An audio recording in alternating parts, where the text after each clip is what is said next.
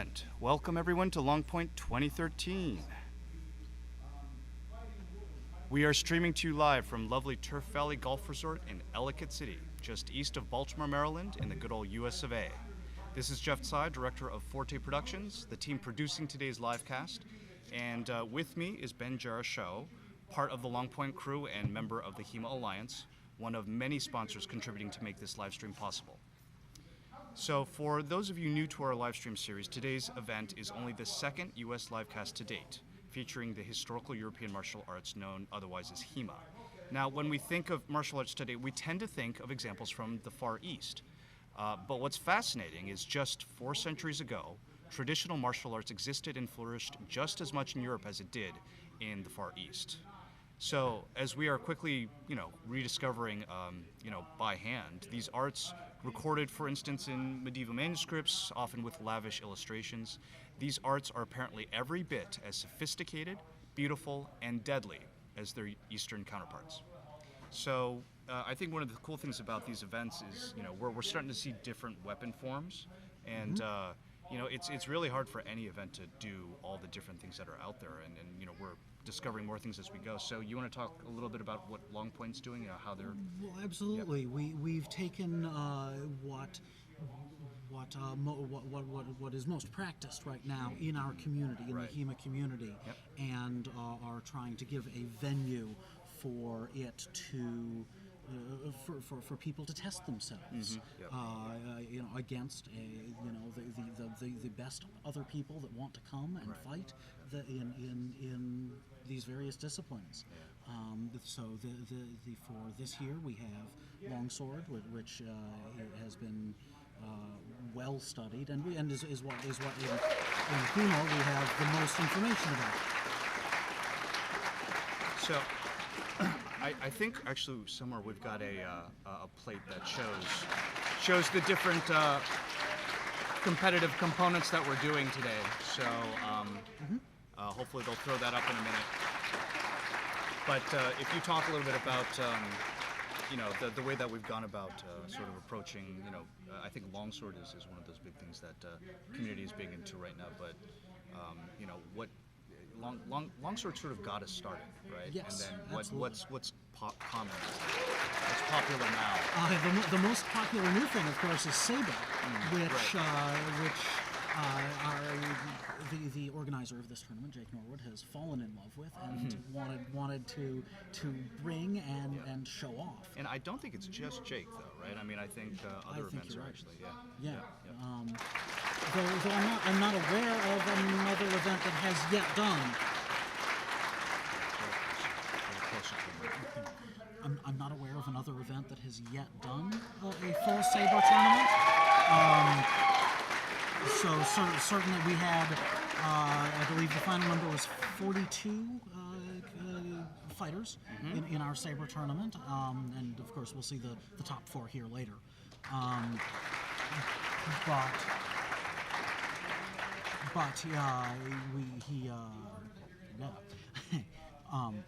So it's okay. You're just live, It's just you talking to me. I'm sure no one else is listening. Just trying to think of the best way to describe what we're doing. In terms of Sabre is now something, and Sabre is interesting. Actually, well, I think we'll come back to this at the moment. Okay. We're gonna go to Mike, who's talking about the cutting here. If you just tip the peg, if you lightly zing the floor, we'll pretend not to see it. Other than that, you're out. Okay?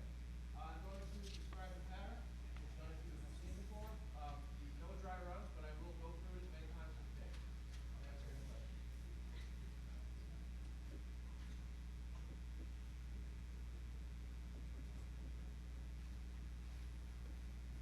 So here we've got Mike Edelson. Okay. We'll start with this target. You will then move to this target, and then back to this target, and so on and so forth. You run out of targets, and then you will do a special cut on this target. The pattern is this. First cut, you will approach the target, strike this fragment in the middle, shut it out. You will split this target anywhere except the very edge of the count. You will not cut into the top mat past this rubber band. This rubber band is 3 inches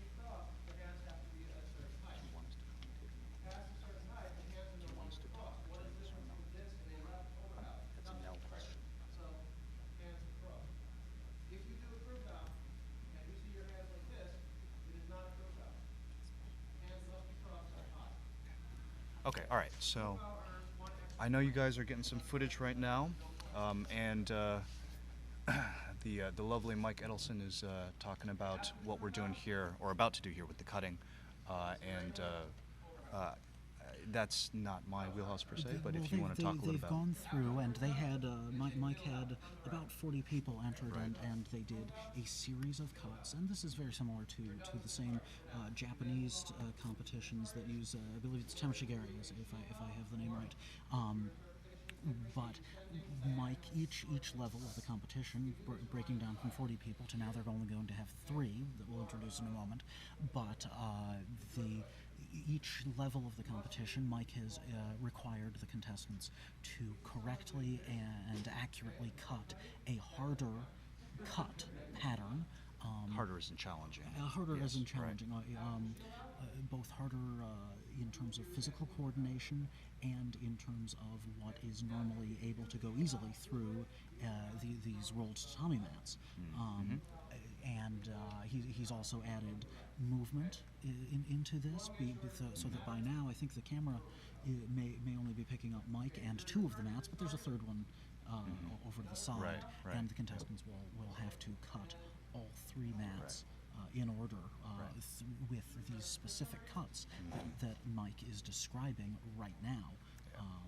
He's So, requiring. Yeah, no, that's excellent, because I that. think, one of the things that it can be a concern with these sort of skills challenges, how does it translate into more practical, combative skills? And I think, certainly adding the coordination required between blade and foot, that's a big piece of it. Absolutely, and Mike, because his training and study is primarily directed at the German School of Swordsmanship, he's explaining all of this in terms of his knowledge of those cuts, but he has worked fairly hard with, and this is the 4th or 5th tournament that he's run. Yeah, I'm and losing has track. He's given added complexity to each additional tournament that he's run. Yeah. And I think that's something you could probably say about all the tournaments. Honestly, each one of these is really up in the game every single time. Yes, in terms I of agree. trying different formats and making the challenges more, relevant and challenging and everything. So. Yeah. So, all right. So I know they're coming through here. We have an opportunity, actually, probably before we get into the details. As I mentioned earlier, we've got lots of sponsors that contributed to the overall event and to making this possible. So, for instance, one of the really big sponsors that we had involved here is Spes, and Spes has been sort of up and rising in terms of a contributor to the community. I think it's a company, I believe, coming from some Polish folks, honestly, I that believe are that's HEMA correct. specific. So, And they're coming opened a from US office, yes. and yep, right. Actually, they've expanded to an office in Florida, if I remember okay. correctly.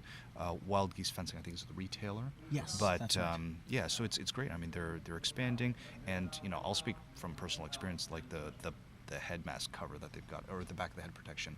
That is the best thing that I've got on my mask right there. I mean, it just makes it really easy to put on and really comfortable. Yeah, I haven't tried one of theirs Yeah, yet, their stuff is so. good. So anyway, you'll be hearing more about them, but they were a very big contributor to making today happen. So now getting back to some of the cutting items here. In particular, we've got people that will be competing for the finals. I think we've got 3 people in particular, and I'm not sure about the details. I'm taking a look at some notes here, but we've got Tristan Zukowski, who I think a lot of people in the community know. He's a colleague of Mike Edelson's, and we've also then got Daniel Stuart from Maryland KDF, and then Sean Franklin from Blood and Iron in Canada. So we've got 2 U.S. folks, as well as someone from Canada. North America, very well represented. Remember, take a stand, take the peg, or knock the stand over. And that's your So the cutting, of course, we're doing first right now, but after that we're going to move on to we'll have to move all the cutting equipment out of the way and move in the grappling component of this weekend's tournaments, which is we'll describe at that point. After that, sword and buckler, saber, and the various longsword events. Right now, we'll let you watch.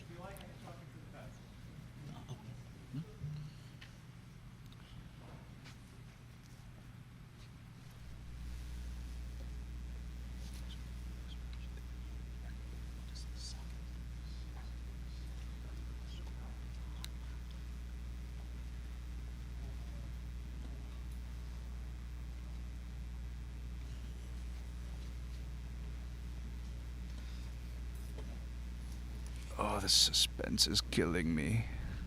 I believe Mike allows them to take as much time as they wish. You know, I think that's important. We want them to have the benefit of really, I mean, we don't want them to pause necessarily in what they're doing, but they got to be fluid, and we want to give them the benefit of really preparing. Though one thing that's interesting is, though he gives them time to prepare, he doesn't allow them to measure up against any of the stands. If they do, he deducts points. No, that's important. Yep. Yeah. So we want to, you know, set them up for success within reason, but beyond that, once they go, they should go. Are you ready? Begin. All right. He's been given the. Yeah. Nice.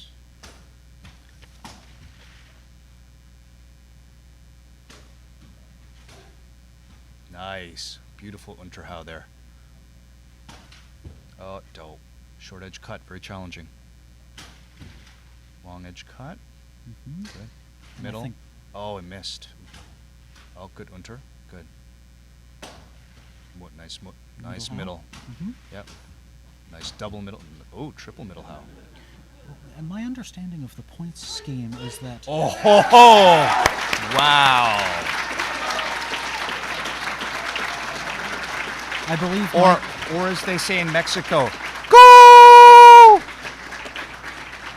Yes, I believe that Mike gives them extra points for a higher number of cuts in addition. Yep. So the extra couple of middle hows on that rightmost mat, as we're looking at it now, should hopefully give Mr. Daniel Stuart a little more credibility there. Yeah.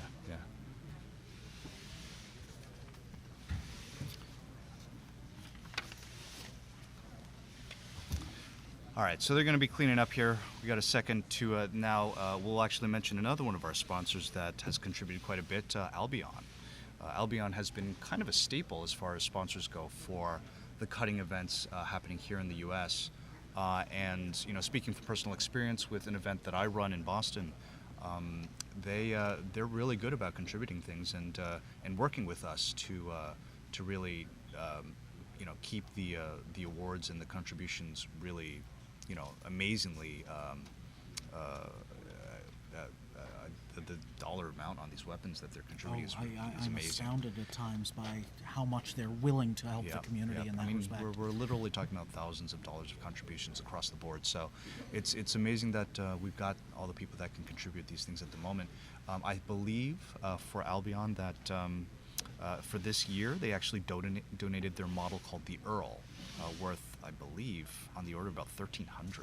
So that gives you an idea. That's just one prize. One prize, ladies and gentlemen. So now they also sponsored the first major HEMA cutting tournament at Longpoint in previous years with the Crazy, which I think a lot of people know, that particular model. And for those who don't know, they are an American company based in Wisconsin. And yeah, if you don't know them, you should certainly get to know them.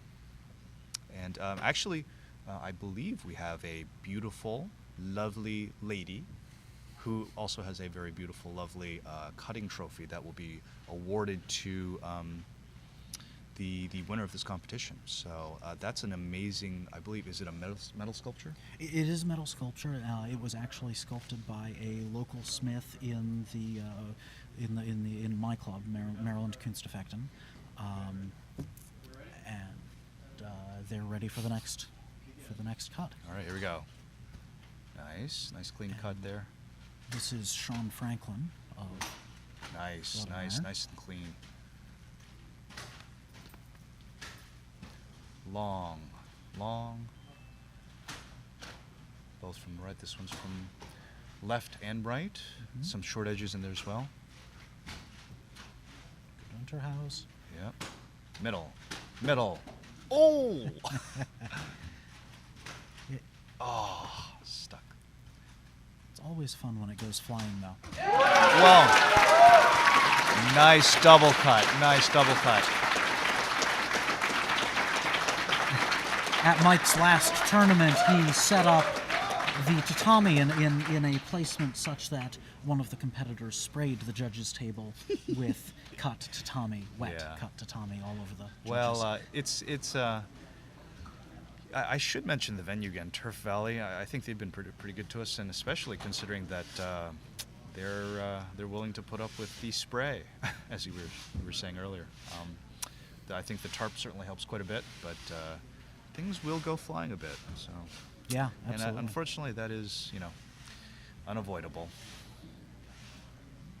Certainly with tatami, I think in recent, actually honestly, the past year or so, people have been talking about trying other types of cutting material as well. One of the ones that I'm sort of curious to see how it would do is different versions of clay, because that is a historical form of cutting medium that is mentioned. In Europe, so, yes. In Europe, right? And I think that's the fact that we do have some European materials that are relevant historically. Absolutely. Again, that's the sort of thing that this community is interested in looking at. So, who knows what it'll look like next year? This cutting tournament. Well, every year we're still the community is still in a phase of yeah. experimenting and Right, trying new yep. things. So Yeah, the end is nowhere in sight in terms of exploration, innovation at the moment. So at the moment they're putting on another.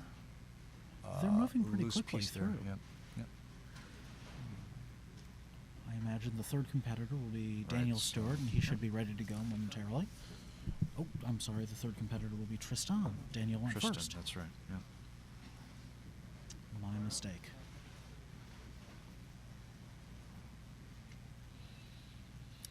So yes, we've got Tristan here, who is part of New York Historical Fencing Association, based in New York, and he's pretty well known for very clean technique. I believe he's won one or two of these before. Well, let's see, what do we have here? Cutting tournaments, you mean? Cutting tournaments. Let's see, 2012 Longpoint cutting. Okay. So he won that. And then I believe he ran the cutting tournament at your event, didn't he? At Boston? No, that was actually it was run. He may have assisted, actually, Okay, I believe, okay. but that was actually all handled by Stephen Hirsch from That's right. from Athena Martial Arts, I believe, another local group, strong local group in Boston. So yeah, it's interesting. That event is only 2 months away, so it'll be interesting to have people getting another chance to do cutting, Absolutely. within short order. The more people practice it, the Yep. better it'll be. There it goes. Nice. Middle. Right Oberhau. Left Unterhau. A Another crump. crump. Long edge cut from the right.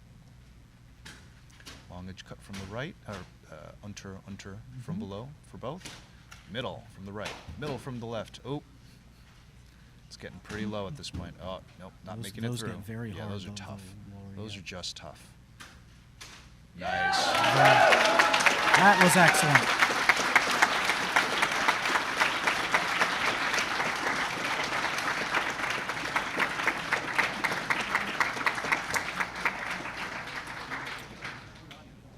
And it's fun watching Tristan because he is so crisp in his motions. Yeah. Yeah, as I said, you can- he's well known for his, clean mechanics, and I think one of the things that, again, we've already said it, but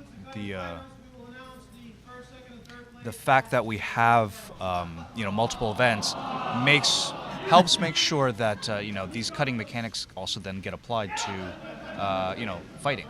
Yeah, and, absolutely. And I will tell you from experience watching one of my students actually face off against Tristan, he hits plenty hard. Oh yeah, So, absolutely. Well, I can't imagine that the cutting does not have an effect there. So yeah. he's quick too. Yeah, He- fast, powerful. A lot of people are really developing good power and speed, but efficient power and speed. All right, so they're now finishing up in terms of the cleanup for the cutting, and we're going to be moving on to the next format, the Das Grublein, or Ringen im Grublein, which translates to ringing wrestling in that format. So we're going to be teeing that up momentarily. It's going to take us a few minutes to do a bit of a set change here.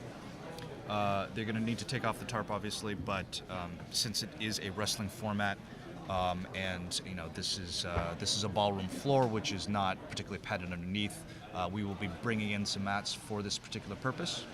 And I think this is something people should be really interested to look at. I think the Western arts tend to get a lot of attention in terms of weapons, but sometimes people forget that there's solid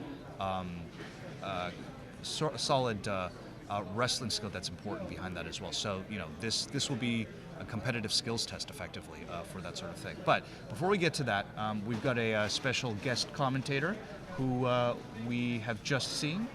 Introducing Mr. Mike Edelson. Hello. How you doing? Good. How do you feel? Really good. How do you feel about Fantastic. that? Fantastic. Yeah. Everyone did amazing. Yeah. Yep. And so where did we end up in the end? Where did we end up? Yep. So in terms of the results. Oh, we're going to announce that during the award ceremony. Okay. Very good. All right. But it's very close. Very close. Looked at. All right. So any comments about either the format or the way that how you're judging it, and what is it that is so close? Okay. The way we judged it is we don't have specific guidelines for angles or aiming points or anything like that. Everything is self-penalizing because you're supposed to get a certain number of cuts in the pattern per mat, and if you do something bad, then it's self-penalizing. If your angle is too steep, for example, Right, you'll eat up a lot of the mat. Sure. So we don't deduct points for anything but a failed cut or a wrong cut, and if you completely fail, we actually take away one of your other points. But other than that, it's basically what you get is what you get. Gotcha. Okay. Good. So not. So yeah. WYSIWYG is probably a good way to, Right, to exactly. think about it. Yeah, absolutely. Good. So, any comments about the particulars of the competitors? Anything you saw that you thought was particularly good, or See, what one of the things that cutting does is just how tournament fighting is a type of pressure testing, Yeah, where you're right. testing your technique under extreme stress. Cutting, especially in front of thousands of people Yeah, on live right. stream, is No extremely pressure. stressful. No pressure, right? But what I saw was that the fighters, their performance was significantly better here under pressure, right, than it was during the rest of the tournament when there was just a few people watching. The pressure is much higher here, and Yeah. all of them, every single one of them, their Right. performance went through the roof. Yeah. Well, it's good to see that people step up in that kind of a case, Yeah. which is what you would hope. Excellent. That's good. So, any other sort of final comments about this format? Anything about maybe what lies ahead Well, from your perspective? I just want to say briefly, if I may, the reason why we do cutting. We do cutting for the same reason the military does target shooting. We want to teach our fighters to use the weapons that they're training in the way that they would use them if they were using them for real. Cutting tatami is not a specialized skill, right? If you can cut tatami. There are people here who've done extremely well who've never cut tatami before. In the past, last year's tournament, second place, had never cut tatami before. Right. Ben Hawkins. Right. Yeah, he had Ben had never cut tatami. tatami before. And he had cut anything before? Not sure, but he didn't cut tatami. That's but the point very is, impressive. yeah, I it is. remember his mechanics were very impressive. Very impressive, yeah. He actually did very well today. He just made one little mistake in the qualifier. Man. That Well, it's it again, happens. as you said, these little mistakes. It's nice to see that it comes down to that level of finesse. Yeah. So that's pretty awesome. What as far as what the future holds, I'm very happy with the level of cutting skill that we have now in HEMA. Good. And the goal is to improve that, continually Right. improve it. Right, In a way right. that's unique to us. Yeah. Because we started out in a way that's similar to what the Japanese did in Cardozo, but we have slightly different needs and slightly different goals. Sure. So this year we've moved to a format that's completely different from what they're doing. Yep. We may be cutting the same thing, but what you're cutting is really irrelevant. It's the skill that you demonstrate that matters.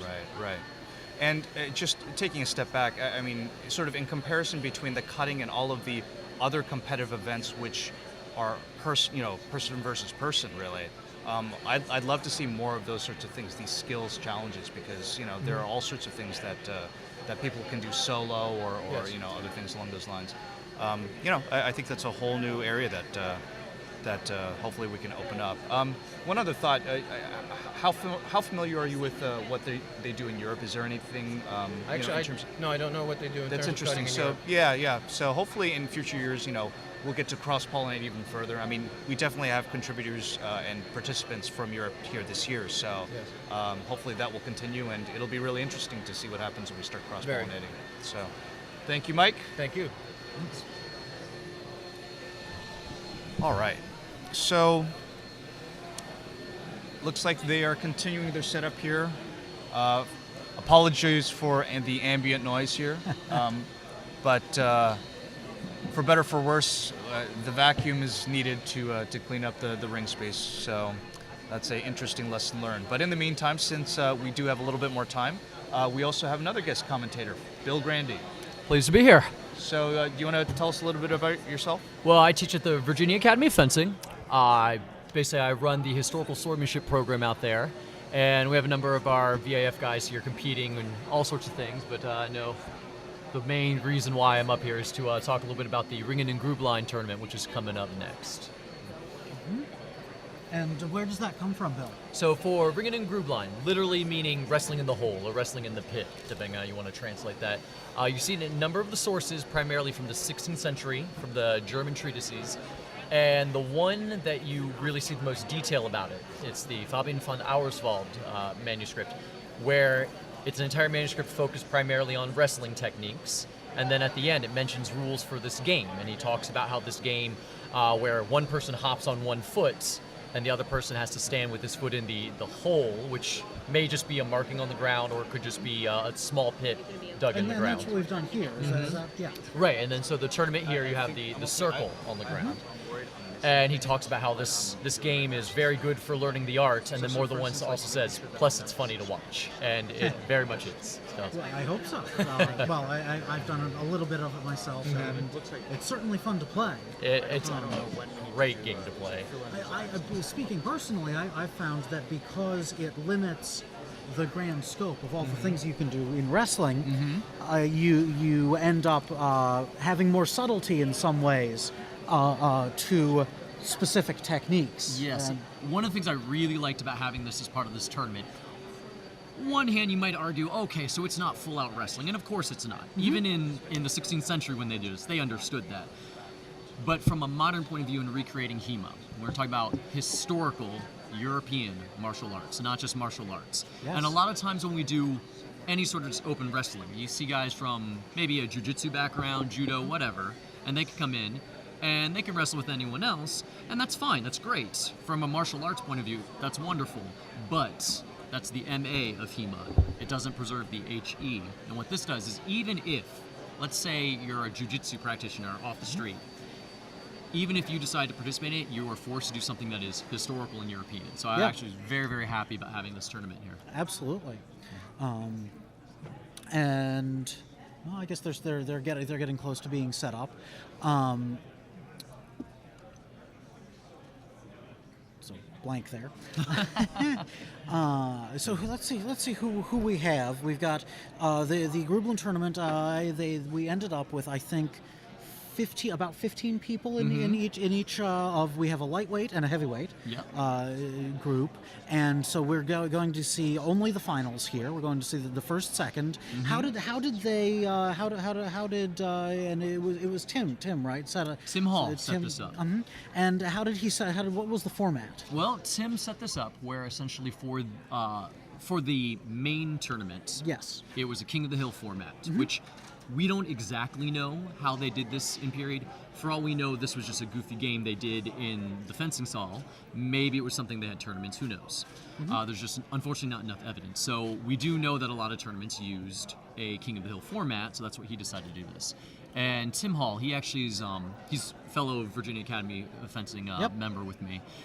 He's one of our main teachers, and he also teaches the wrestling a lot there. And so one of the things he really wanted to do is, as I said, preserve the historical part of it. So he thought about doing it that way. One of the things about this that a lot of people have kind of missed about the rules is that one fighter has to keep one foot in the hole, and one has to keep their foot up.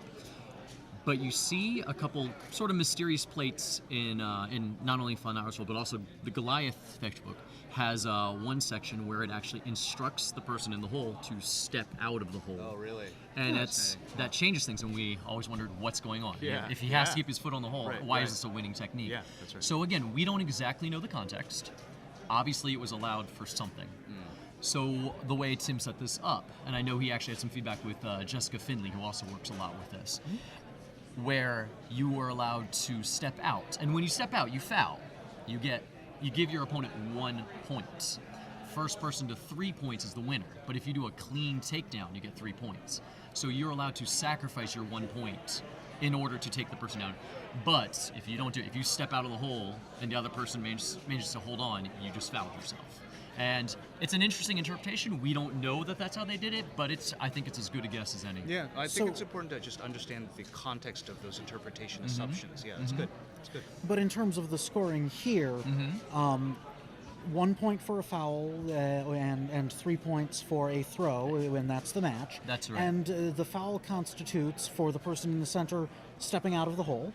Or for the person hopping, putting his foot down. Okay. One of the things about this was also that I know Tim is a big stickler.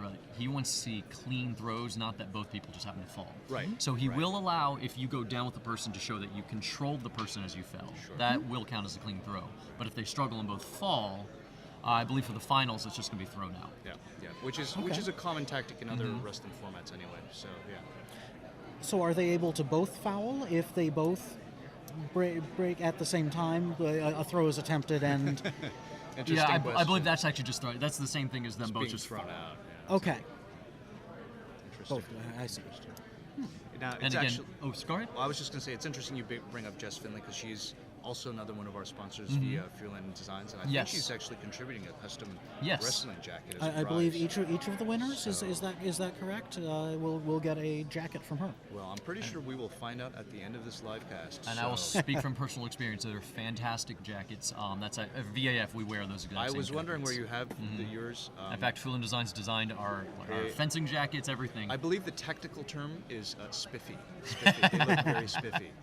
So yeah, it's those are really they're very We've been eye-catching. very happy with Yeah. them. And will one of the competitors here get to show off those jackets As while a they're matter of fighting? fact, yes, Doug Bahnick, who's in the lightweight tournament, he's one of our top guys. He is going to be competing for first place in the lightweight. Doug has been training with us for barely over a year, and he's a really, really promising fighter in just about everything, to be honest. He's very, very talented. Let me ask. Was he the one who threw me? It's a bit of a blur because I was competing with you. I don't remember it. I believe he was the one who threw I you. believe so, and I gotta say, so He threw me, and he's my student. Yeah, no. 2 years ago, I was in the open longsword in the finals, and I had a great time.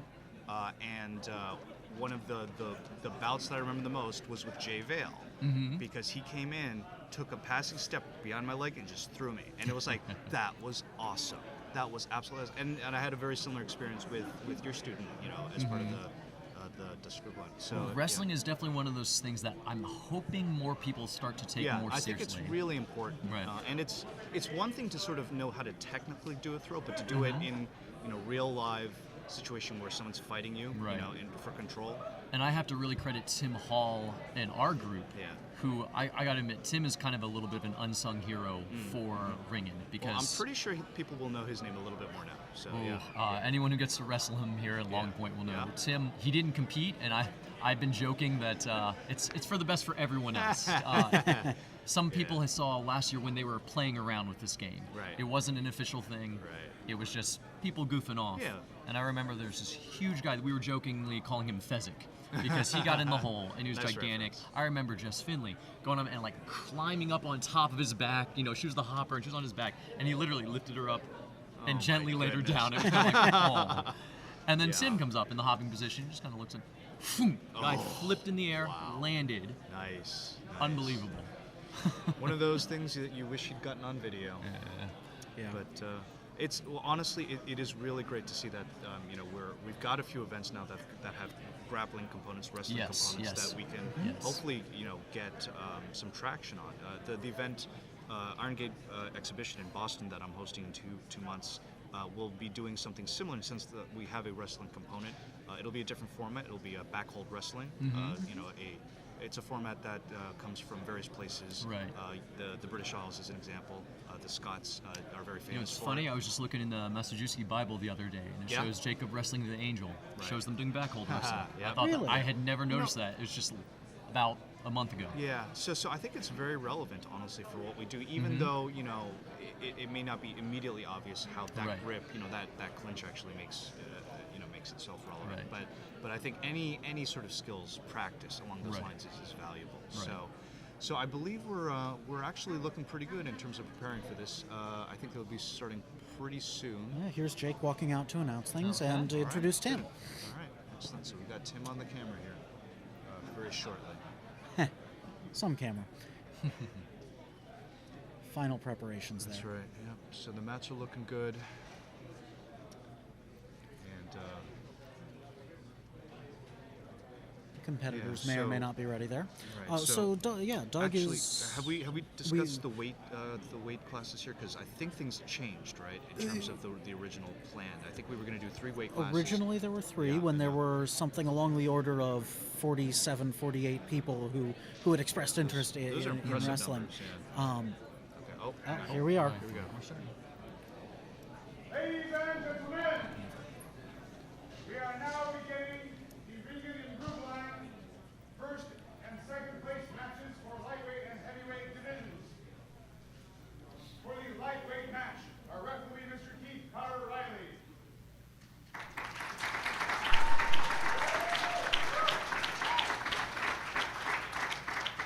Our competitors will be Mr. Doug Bahnick from the Virginia Academy of Fencing, USA.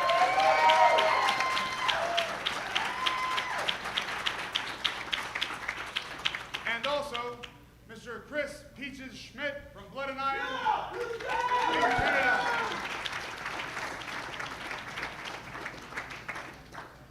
There will be a coin toss to determine who will choose the beginning position.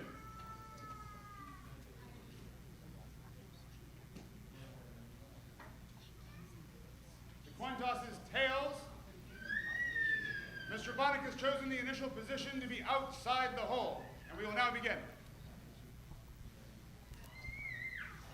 So that's Chris with his foot in the hole. Right.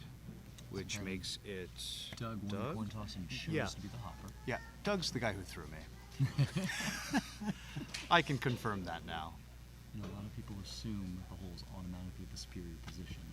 Right. It can be, but the hopper has a lot of Honestly, I ability. having gone through the experience now, I don't know that that's really true if you've got the skill set for it. So There's certainly a different skill set between the two right, positions. That if you can play to your own strengths. No, this rule set required that we wore some form of jackets, whether that's a shirt or wrestling gi or anything like that, because there's so many shirt grabs and so many sleeve grabs for this. Oh yeah, And the interesting. techniques don't quite work right. Oh, went for the outside hook.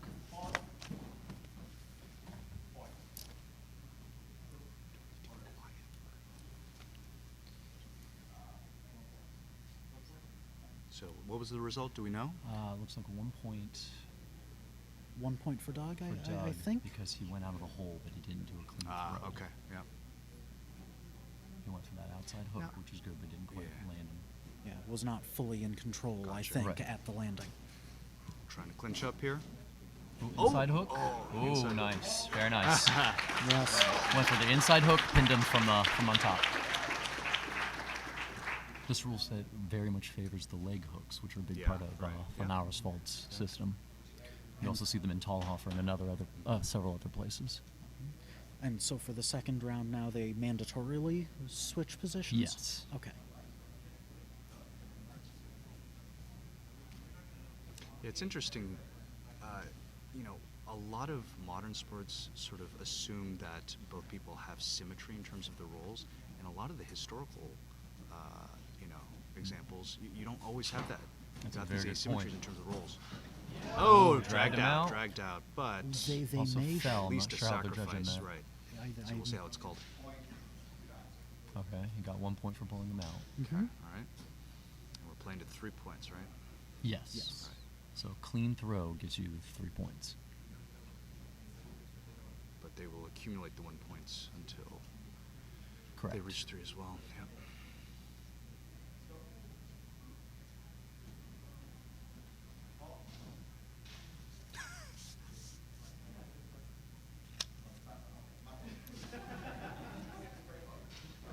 It is important to keep track of which foot, because if the other foot falls, it's trouble. even the engagement is very, very important. Oh, coming in pretty hard and pulling him out. Oh, no, I think, yeah. Did that foot touch? I think it did.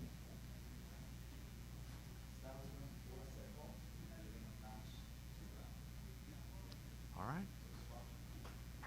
Okay. So he pulled him out, but he pulled Doug on top of him. And so that is 2 matches for Doug, is that Yes, correct? that would be Doug's second match. It's best of 5. So if Doug wins, he wins the tournament. You know, I've seen some pretty impressive comebacks over the course of the past couple very, days. very so true. I would not automatically yeah, assume. I wouldn't write anybody off. I would not automatically assume Doug is going to get this. But you know, again, this is where some of the value of tournaments really is. You know, what do you do in this situation mentally? It's not an easy place to be. So let's see if he comes up with something.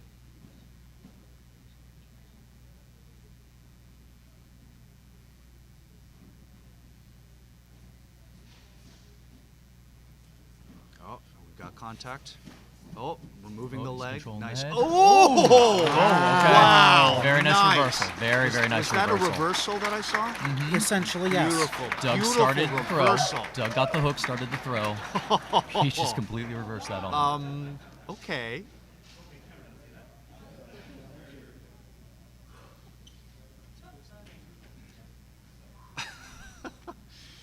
Okay then.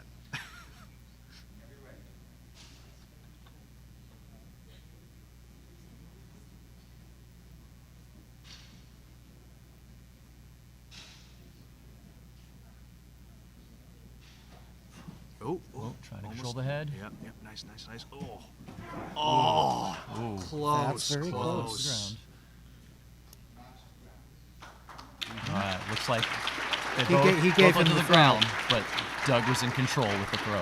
Yep. All right. I think both fighters acquitted themselves extremely well.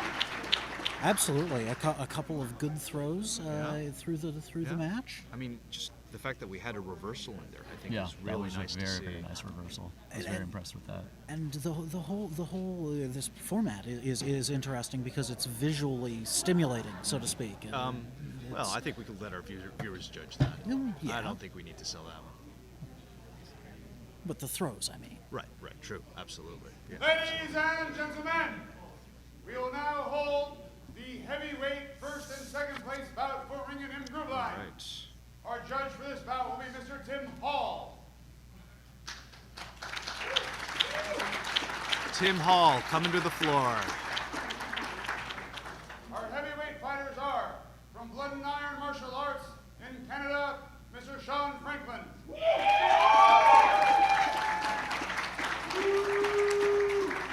And from the Grunberg Trifecta in the USA, Mr. Charles Murdock. Go New England. Referee Hall will now perform the coin toss.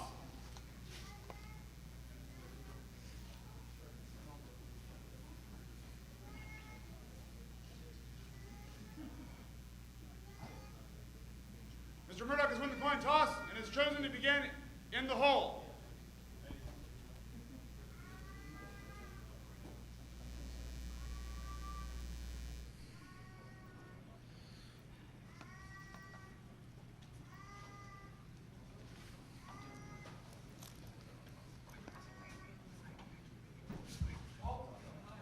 Oh, pulled him straight out of the hole. Oh. Yep. Sometimes it's pretty quick.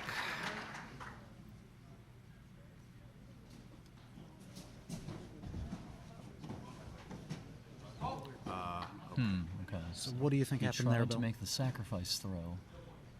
Yeah, Tim just threw it out. I think that's fair. Fair No judgment there. control at the end. Right. Oh, he's stepped out. I don't know if he actually really had a sec. Yeah. Yeah. Well, He stepped out, but because he also fell.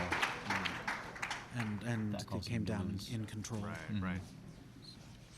So falling essentially means falling on anything besides your knee or your hands. If you land on your butt, on your back, anything like that, you're out. So you can go down on a That would- hand? if you go down on a hand, you foul. Ah, Or if your knee comes down, you foul.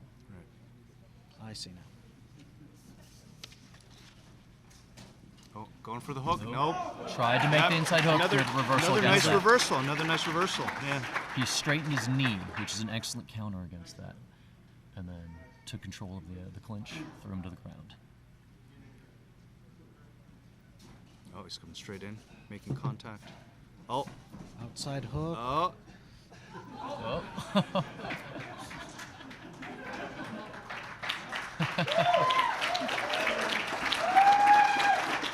Nice. Nice work. All right. So, how do you guys feel about the display of skill in that set of exchanges? The heavyweights are always a tough one to judge because honestly, for any sport, Yeah. because they're bigger, they're stronger, they right, got a lot more right. pushing around. So Yeah. it's a tough one. And I think that actually went out really, really well. All right, Bill. We want to just make sure we thank you for giving us that commentary and Not a introduction to this new problem. format. Not So a problem hopefully at we'll see all. more of it. All right. Excellent. All right, Thank you guys very much. And the parade continues. So, joining us now, we've got Jake Norwood, the official host of the event, I believe. So, Jake, how you feeling? I'm feeling pretty good. It's been a long couple of days. It's been a lot of hard work. But Has this it is only coming been a couple of together nicely. days? Doesn't feel like It's that. the end of the second day, and it feels like it's been a week. It does, Yikes. in a good way. Yikes. So, at this point, can you put in your own perspective, how, the way that you've put this together and the rules, is there anything that you want to sort of give in terms Sure, of... yeah. Some of this I actually discussed at the beginning to the audience, but of Right. course the live stream wouldn't have been able to hear that. Right. The purpose of this event initially several years ago was simply to have a local event, and Right. it grew. It's Yeah. grown exponentially over time, and now it's quite a large event, certainly by American standards. Right. And this live stream is the next natural step in that progression. One of the things that we started doing a year ago was taking a look at tournament rule sets and how we could use tournament rule sets and particularly the whole concept of gaming the rules and turn it to our advantage.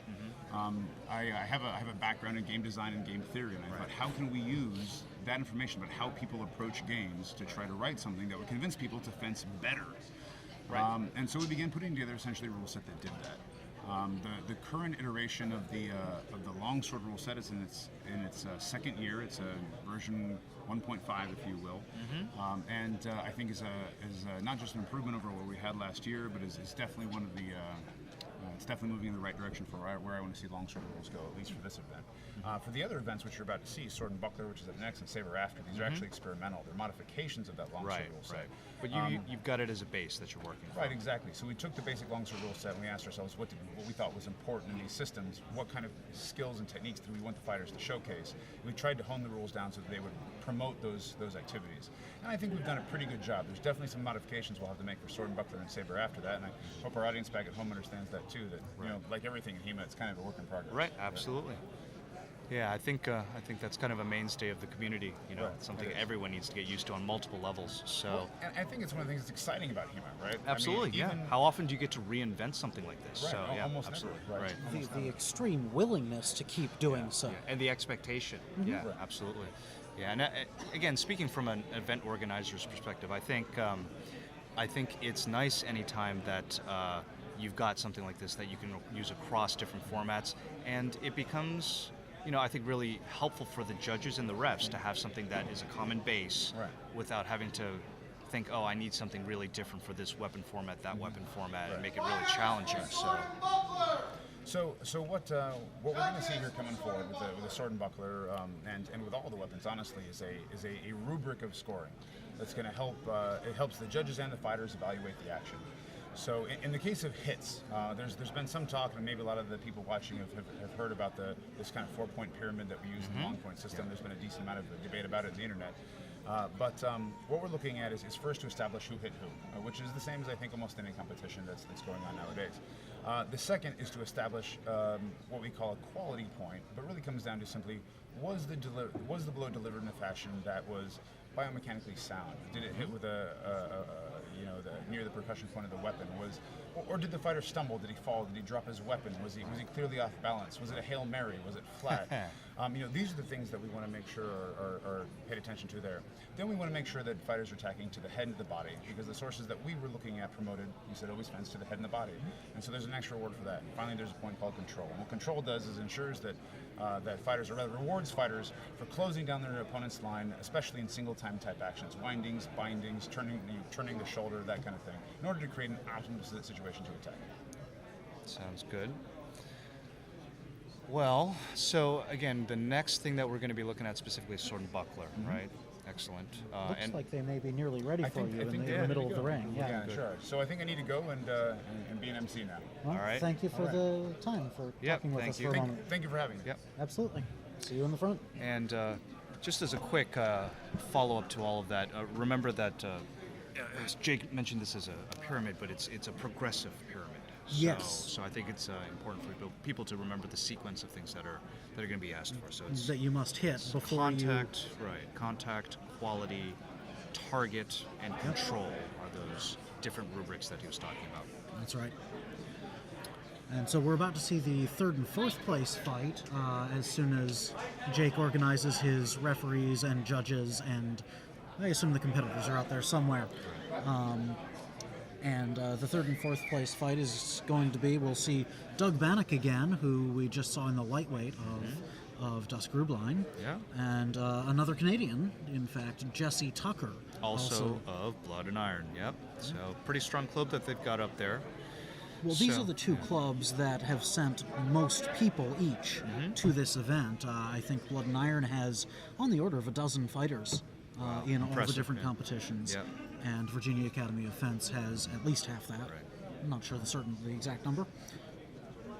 But presumably impressive numbers. Yes. Nonetheless. So what do we know about these folks? I think we've heard a little bit about Doug already quite a bit. But Jesse looks like he's actually only been studying for about 4 years or so.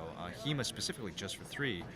But in that short time, and this is actually not that unusual for a lot of our good performers. You know, he's placed third at Pacific Northwest, another event, annual event in, of course, the Pacific Northwest.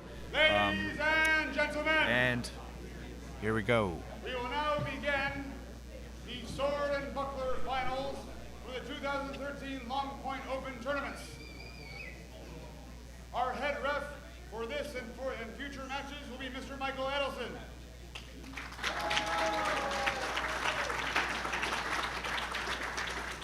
Fighting for third and fourth place will be from Maryland KDF. In the USA, Mr. Dan Stuart.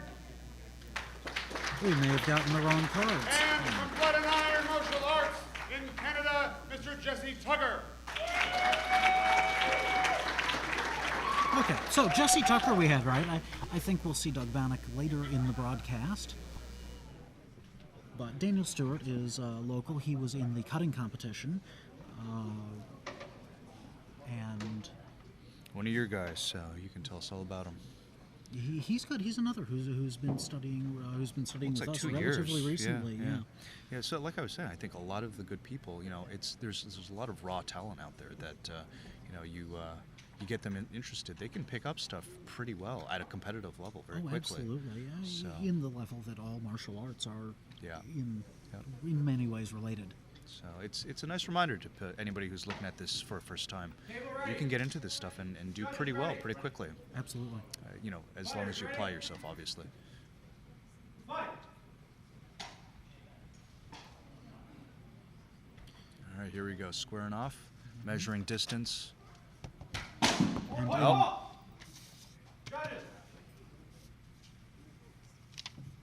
Afterblow on red. Quality. 1 point red. Fight.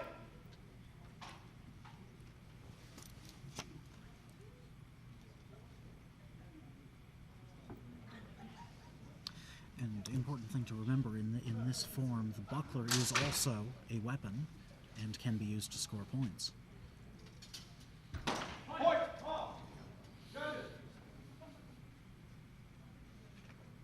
I believe that was a hit to Daniel's arm and a hit to Jesse's mask.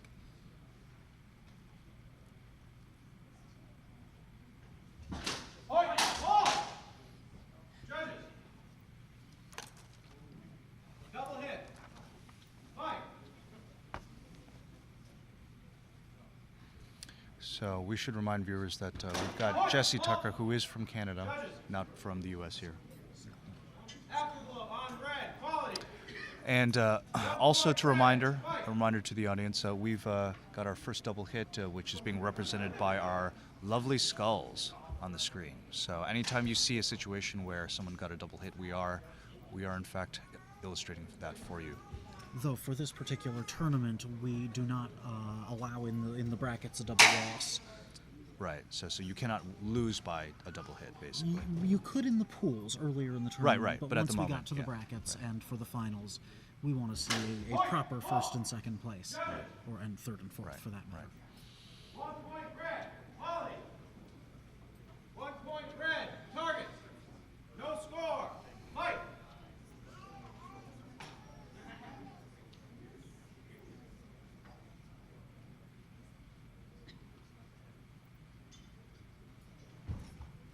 Good distance. Good distance. Excellent movement. That may have Quick gotten flurry. through. Quick flurry. Yeah. 1 point blue. Quality. 1 point blue. Target. 2 points blue. Control. No score. Fight. All right. And the nice thing about this rule set is how quickly you can bring the match back Right. in Right. control. You cannot get comfortable in this rule set. Because it's only to 7 points here. Right. Good parry. Good parry with the quick cover. Oh, that may have been a double hit Or an afterblow. or an afterblow. Yeah. On Yeah. red. Quality. 1 point red. Fight. Enough tempo separation there for that. Yep. Very good. Good catch by the judges. Yep, that's right. That's what we don't pay them for. Oh, good cover. Good cover. Oh, tempo separation. So is it an afterblow? Looks like an afterblow situation. Okay. Well, No, that's actually, but- disagreement yeah, between disagreement. the various judges. yeah.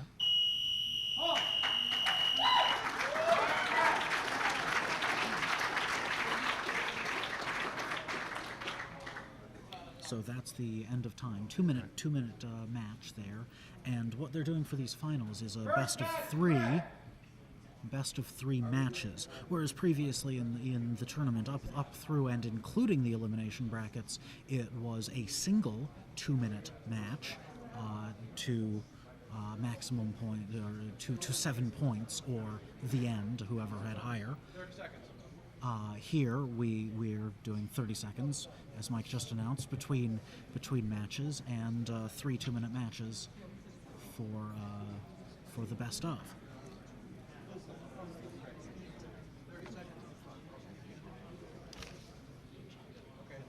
Just put it to 2 minutes. Hit it. There appears to be a small technical issue with the scoring over there. Oh, they win still.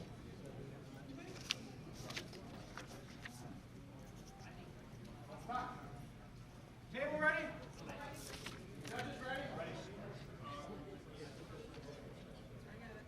Fighters ready? Fight!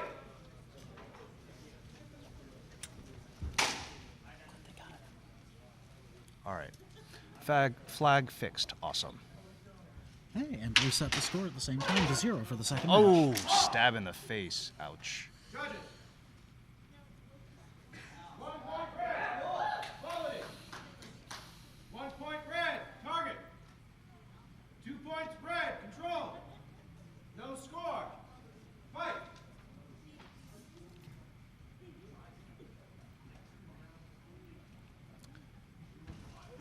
Ooh. Judges. Good leg slip. Good leg slip. 1 point blue. Quality. And unfortunately, he Right. didn't have. I thought that hit the buckler myself. No Yep. score. Fight.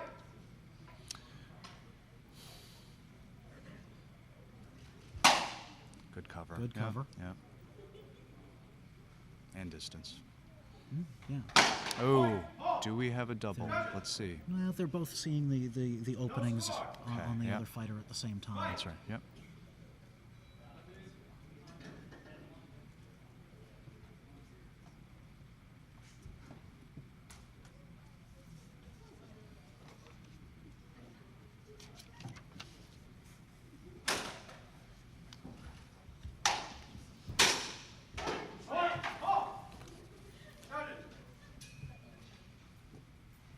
No score.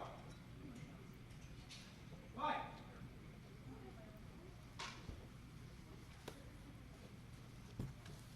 Point. Halt. Judges. 1 point red. Quality. 1 point red. Target. 1 point red. Control. No score. Match red. So that's the end of the second match. And A little bit of that's 2 celebrating matches from for Canada Grandy. here. Good. Hugging it out of the end. Just what you want. Hard fought, but And all brothers in in all, arms. that was a fairly clean and crisp match. Yeah, Sometimes yeah. sword and buckler can Right, get right. A little complex. Yeah, complex. The technical term. Yes.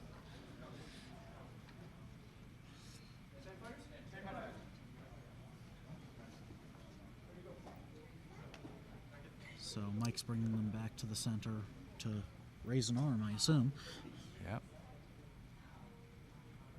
Second match red, and the winner is Jesse Tucker. There we are. Canada is victorious this time.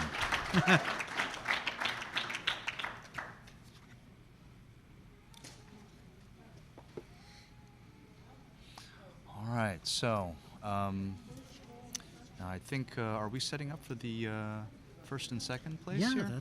that's correct. We should see these fighters any moment now. Excellent, Jake's out good. in the middle, ready to MC this one.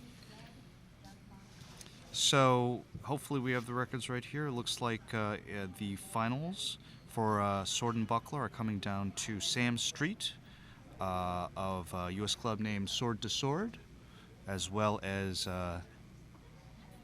Doug Bahnick. Ladies and gentlemen, our next match will be for first place in the open sword and buckler. Our first fighter will be Mr. Sam Street from Schmidt at the USA on red.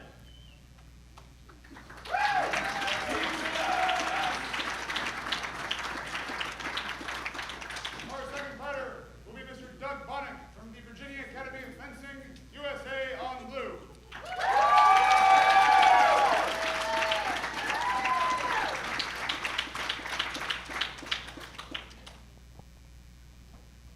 And Doug's put shoes on for this.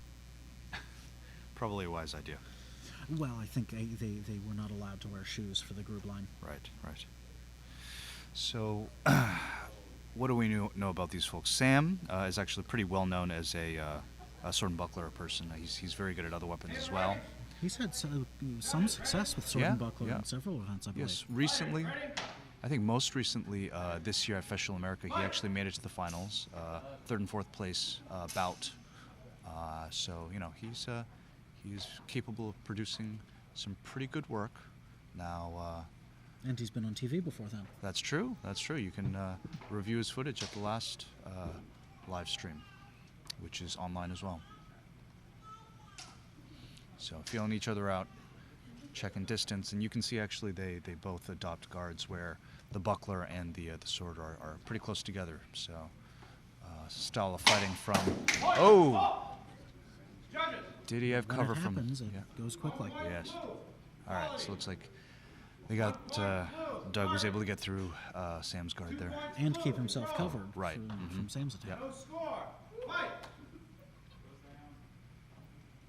But the judges on these events, for sword and buckler particularly, it's very hard to pick up sometimes. Right.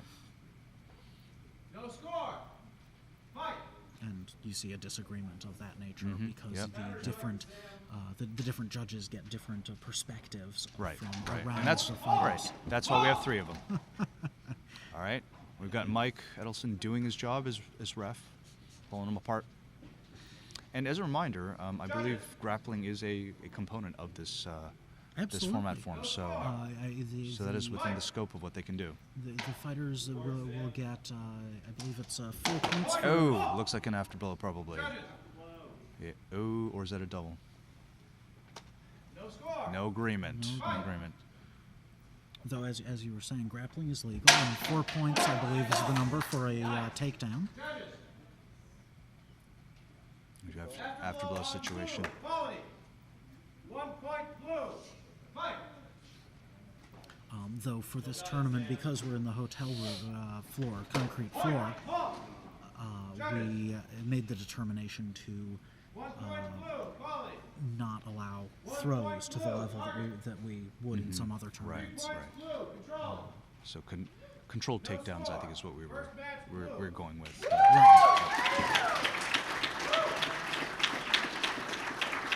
And good job for Doug here, getting a clean first match. Yep. Pretty clean. Yeah. And now I'm sure Sam Street is thinking, reviewing his performance, thinking about things that he can do to try to turn the tables a little bit. Absolutely. Do not count Sam Street out. No.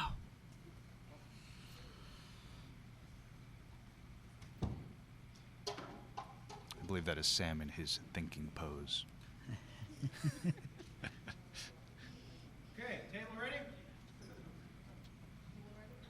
Judges ready? Fighters ready? Fight! All right, let's see what these guys come up with now.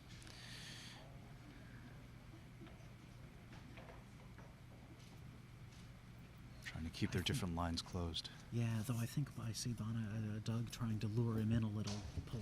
Fight! Halt! And he did. Judges! Afterblow on red. Quality. Yeah. 1 point red.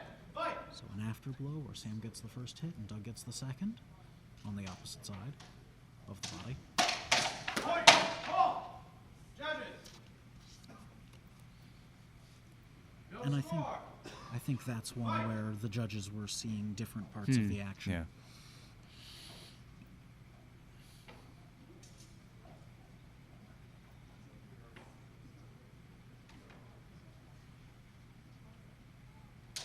Nice. Oh, he had that cover, I think. I think that was Yeah, completely yeah. covered, but It's tough sometimes to see if it bounces off and hits something else. So absolutely. tough. And again, as we're talking about the judges, we're nice. Oh, look at that cover. excellent Oh, cover. Yeah.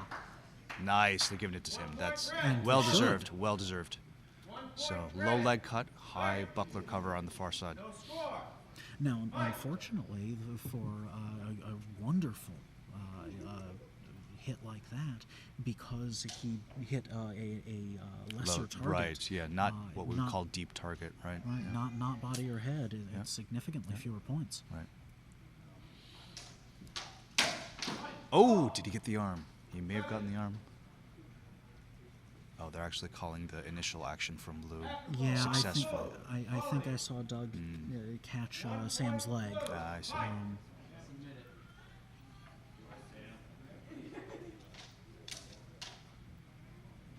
Oh, looks like an afterblow. Oh, And a hard hit against Hard Sam. hit on his left leg, limping a bit. Though Sam got that first hit in and Yes. gets that afterblow, Yep, and so he he's got gets that, the point. right. So he's fighting a very good match at this point. Yep. But these weapons can be brutal. Oh, yes. Point! Halt! At least an afterblow situation. No? 1 point blue. Quality. Ooh, they're not going to award the afterblow there. That's interesting. Target. As we say, some perspective Yeah, sometimes. actually, and it was very clear from our angle, but it's entirely possible they did not see it on the other side. Quite. Cover, very good. Look at that good cover. Excellent. Yep. Good yep. fencing. Impressive. But Sam still has to work hard to Yeah, make this happen. Yep. It's on him to get those points. Good Nice, cover by Doug. Nice entry and exit. Mm-hmm. Oh, look. Yep. Clean until the end. We'll see if they Yeah. give that. No, No complete agreement. disagreement. And that is tough. Yeah. That is just tough to be able to resolve consistently. Oh, I think, yep. They give that to Sam. Looked it to me like sounded. Sam got in between the sword and buckler with a cut from the left. I completely agree. 1 point red. Control. Is he deep enough? Yeah, one judge gave the target point, Good. Oh, excellent. which was enough. All to right. give So Sam are we the match. even? Are we even? That is Looks one like we're match to even. one Nice. match. Nice. It ain't over.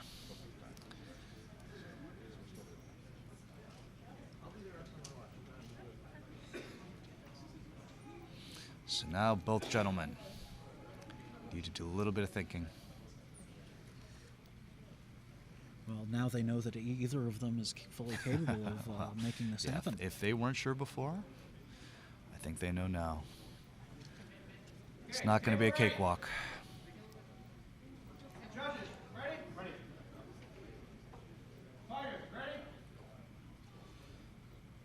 Fighters, yes. Fight. So who do we have who can raise their game appropriately without making mistakes? Mm-hmm.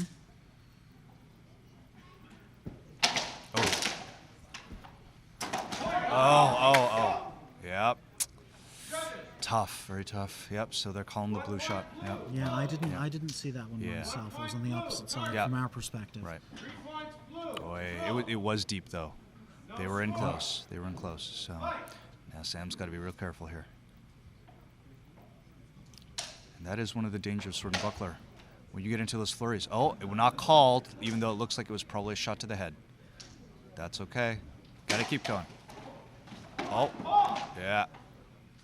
That'll. Judges. 1 point red. Quality. No score. Fight. Sam trying to work himself back into this bout here. Yep. Back into the match. Nice cover. I Nice thought cover. They would give Good. him more points for that, but apparently they felt he was off balance, and so Right, didn't give right. the That- quality yeah. point for that hit.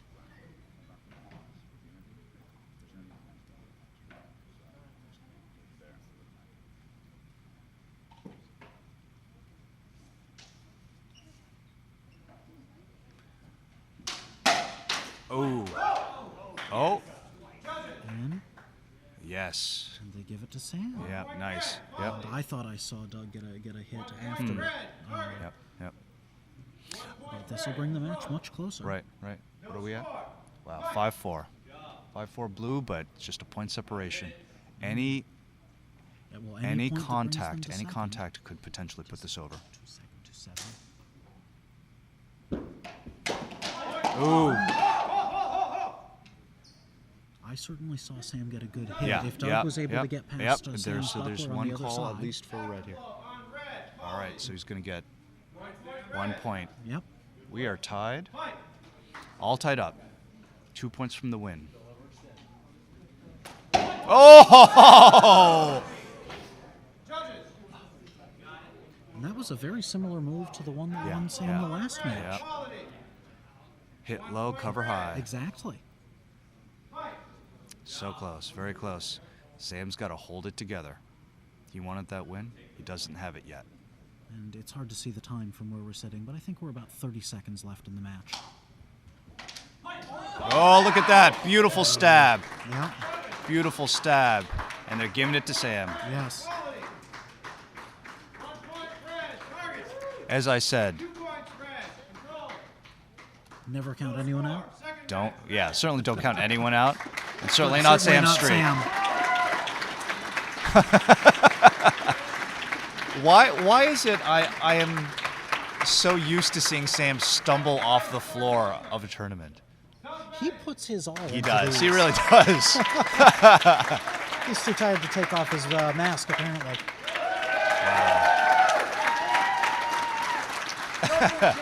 Well done. Well done. Schwerdam Schert should be very proud of their fighter today. Absolutely. So, next up, while they're getting everybody ready for the next event, which will be Sabre, we have Sean Franklin with us. And I think we're going to ask how was Dust Grublein for you? It was definitely interesting. You know, we don't really practice that a lot of blood and iron, so we were kind of making it up as we go along. But you know, it worked out okay.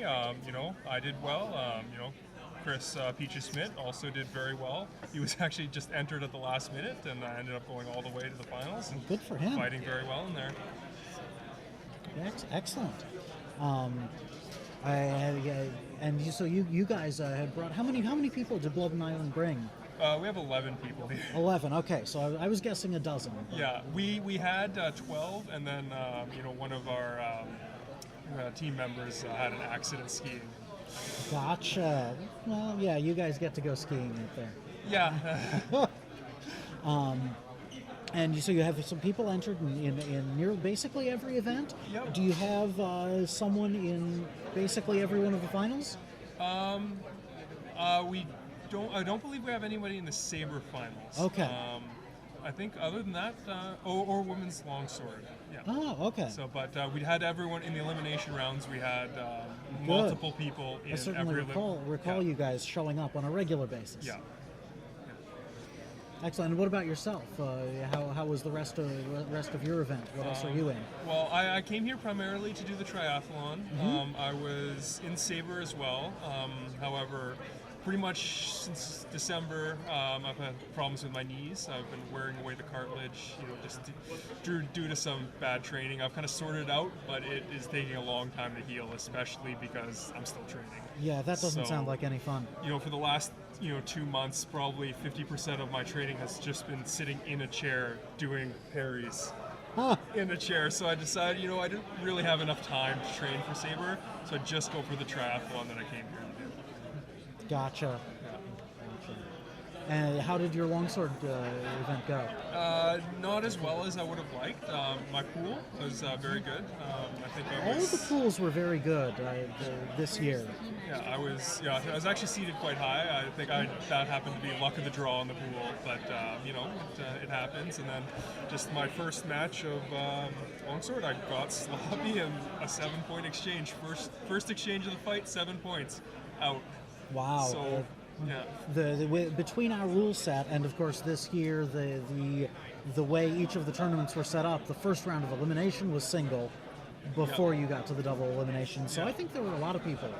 Yeah, it was unfortunate, but you know, I'm very good at cutting and grappling as well. So good. Well, I'd say very good at cutting. I'm just a little better than everyone else. The level of the community comes it's not better than everyone else, but.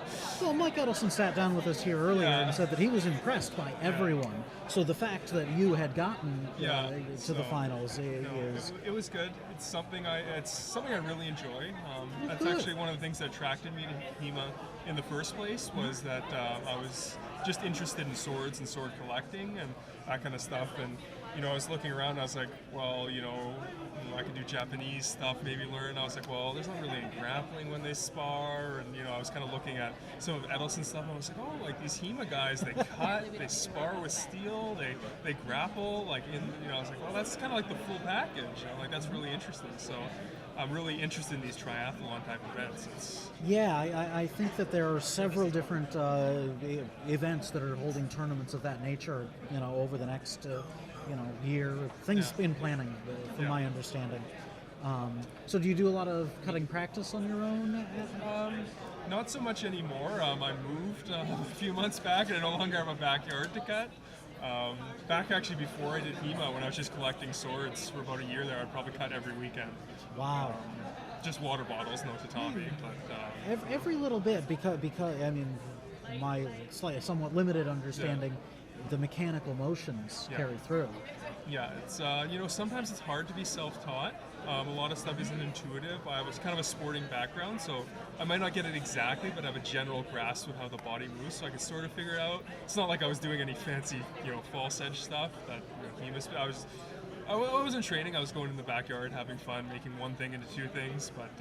But you're able to carry that forward and right into how. So how long have you been coming to HEMA events more specifically? My first event was in Germany last summer. That was about 7 months into my HEMA career. So, and then I've been since then. I was at the Pacific Northwest HEMA gathering, and Leavenworth, Washington. Yep. I was at the Forge Invitational in Calgary in November, and then Festival New York a little over a month ago, New York. And Now here. Yeah. Excellent. Well, hope you keep coming. Okay. I think we're going to move on to our next thing. Thank you Okay. for coming over, sitting down. All right. Thanks for talking to me. Absolutely. Good time. Okay.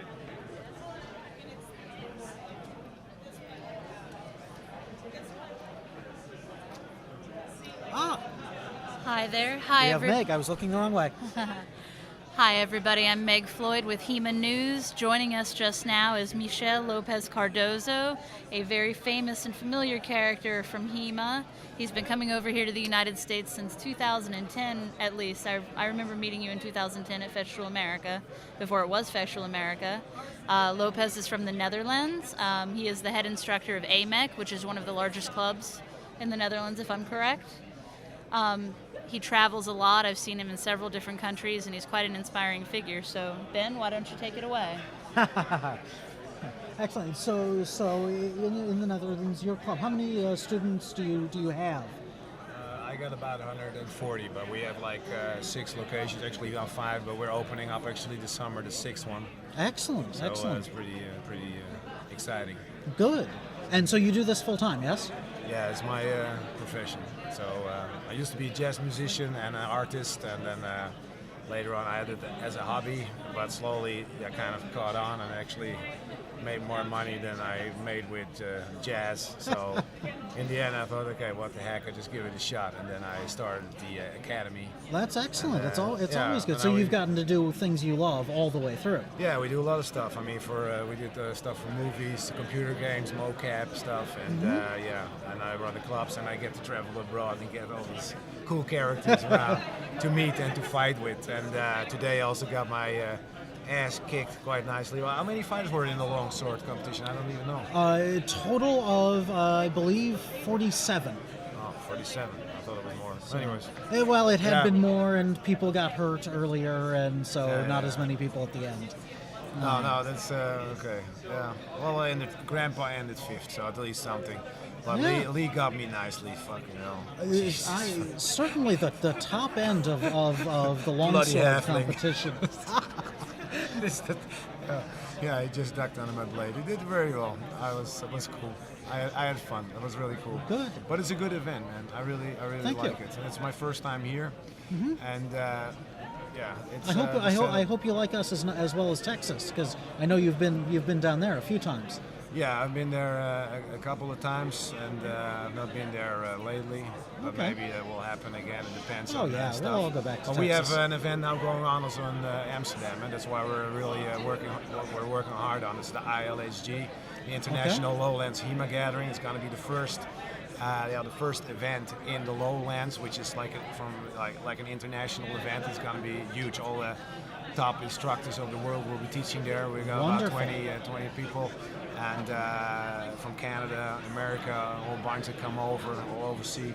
So it's gonna be a blast. It's gonna be basically a Rory Memorial tournament's gonna be there, and actually the whole event is basically done because of Rory. That was our best fighter. Yes. And he committed suicide at Christmas time, Yeah. which was just a one big Surprise to hassle. the entire community. Yeah, that was a hassle. So we have also the Rory Memorial tournament, and all these great fighters have come over that met him in finals and gave Rory a hard time, and they'll all come to fight in his honor. It's gonna be That's a fucking great awesome. way to honor him, I believe. Yeah, it's gonna be cool. But the event's gonna be cool. We're gonna have workshops, all this stuff, and I really look forward to seeing all you guys coming overseas. And Good. I hope that more of us, especially getting an event like this where we get to see you and the several other international for us competitors, we'll all go and meet you there. yeah, well, it's an honor to be teaching here. It's really cool because Absolutely. it's like it's weird, because if you go to France for me or for Germany, that's just it's just around the corner, But going to the States, for me, it's now almost like a normal thing. But always when I'm in the airplane, I'm thinking it's kind of neat, Just travel my sword bag, just put it in the cargo hold, and you just fly, and you meet all these crazy people. You have your little jet lag, you fight, you drink, and it's a great life. It's cool. Excellent. Well, thank you very much for coming, sitting down with us. It looks like they're about ready to start their next event. Yeah. So thanks for a Thanks few for words. having me over. Absolutely. And, thank you for coming over here in general. All right, man. Thanks. So. All right, and now we have Jeff has gone off to prepare himself for. We'll see him fighting up fairly soon, a couple of events. But we have Meg Floyd here with me to commentate the Sabre, which is Jake Norwood is about ready to announce. Good evening, HEMA. It's nice to be joining you. So, Ben, I know that there's some differences between the Sabre and sword and buckler. In the open saber. So we're going to get the introduction, and then we'll talk about you right after. Our fighter today will be Mr. Doug Bahnick, Virginia Academy of Fencing, USA. It all sort of happens as it flows through that we're trying to get things done. And Mr. Kristian Roukonen, EHMS Finland. Doesn't matter. Yeah, Jake gave their name. Mr. Bahnick will be blue. Mr. Roukonen will be red. Mike's good. Yeah, these two. So blue. Oh, he's red. Okay, we're ready? So in red we have Kristian Roukonen from Finland. He started doing HEMA about 5 years ago. He has a decade of sport fencing experience, and his current record is pretty good. He placed second in longsword at Dijon this That's year. an excellent hit. We can't do it all. Doug is VAF. Facing him is Doug Bahnick from Virginia Academy of Fencing. He started in January of 2012, placed 5th in the Capital Open, 1st in October Fecht in longsword. Good. Yeah. So Sabre is in some ways a faster game than the sword and buckler. Just in terms of one hand, it's less complex, but there's some degree of subtlety with the curved blades. The judges definitely have a challenge when they are looking for hits with the Sabre, because with an edged sword you're looking for a thunk, but because the Sabre is a slashing weapon, often there's a slight difference in the sound when there's a hit. It's more of a which you may not have been able to hear, for which I apologize. Yeah, no, that was good. And in this tournament, we've discussed some of the general with Jake. We discussed the general Longpoint scoring guidelines.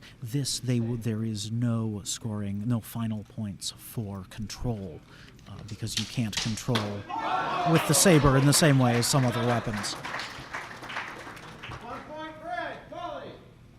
1 point red, target. 2 points red, fight.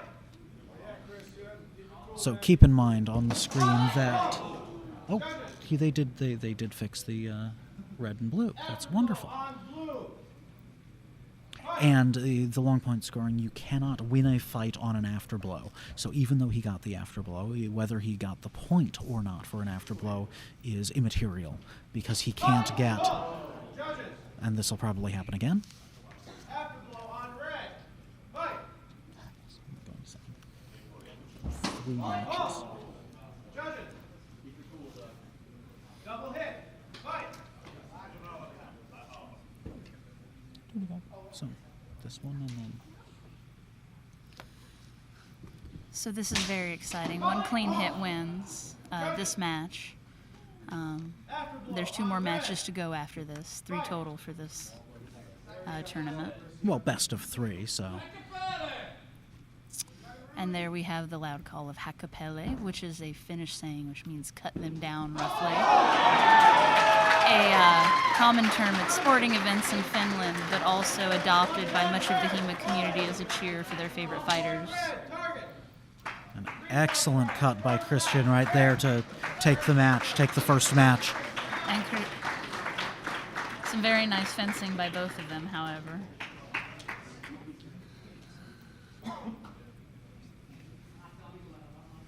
And now a quick break, and each of them have their corner. Doug, of course, is Virginia Academy of Fencing, and they, as we had mentioned previously, have quite a few fencers here to help their brothers out at any given final here.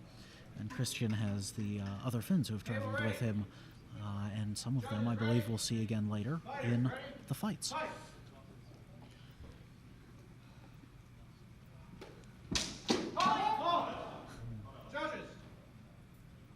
So that right there looked like a very nice example of the concept of provoker, taker, hitter. Kristian took the blade and then struck back, which was quite beautiful to see.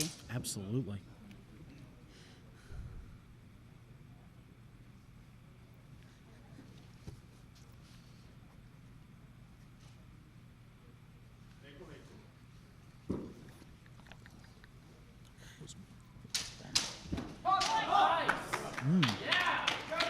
I think Doug. Yes, the judges agree. The Doug defended himself after his hit, and give him the target points. Kristian's behind, but I have seen him come back from a score of 6-1 against him to win the match. So he bears close watching. He could come back and get this. This is very exciting.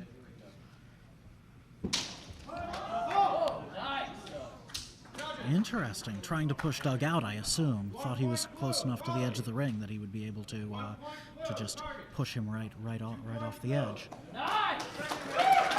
And that's match to blue to Doug Bahnick, showing just how close it is between these two. Some really beautiful, clean fencing here that it's an incredible pleasure to watch.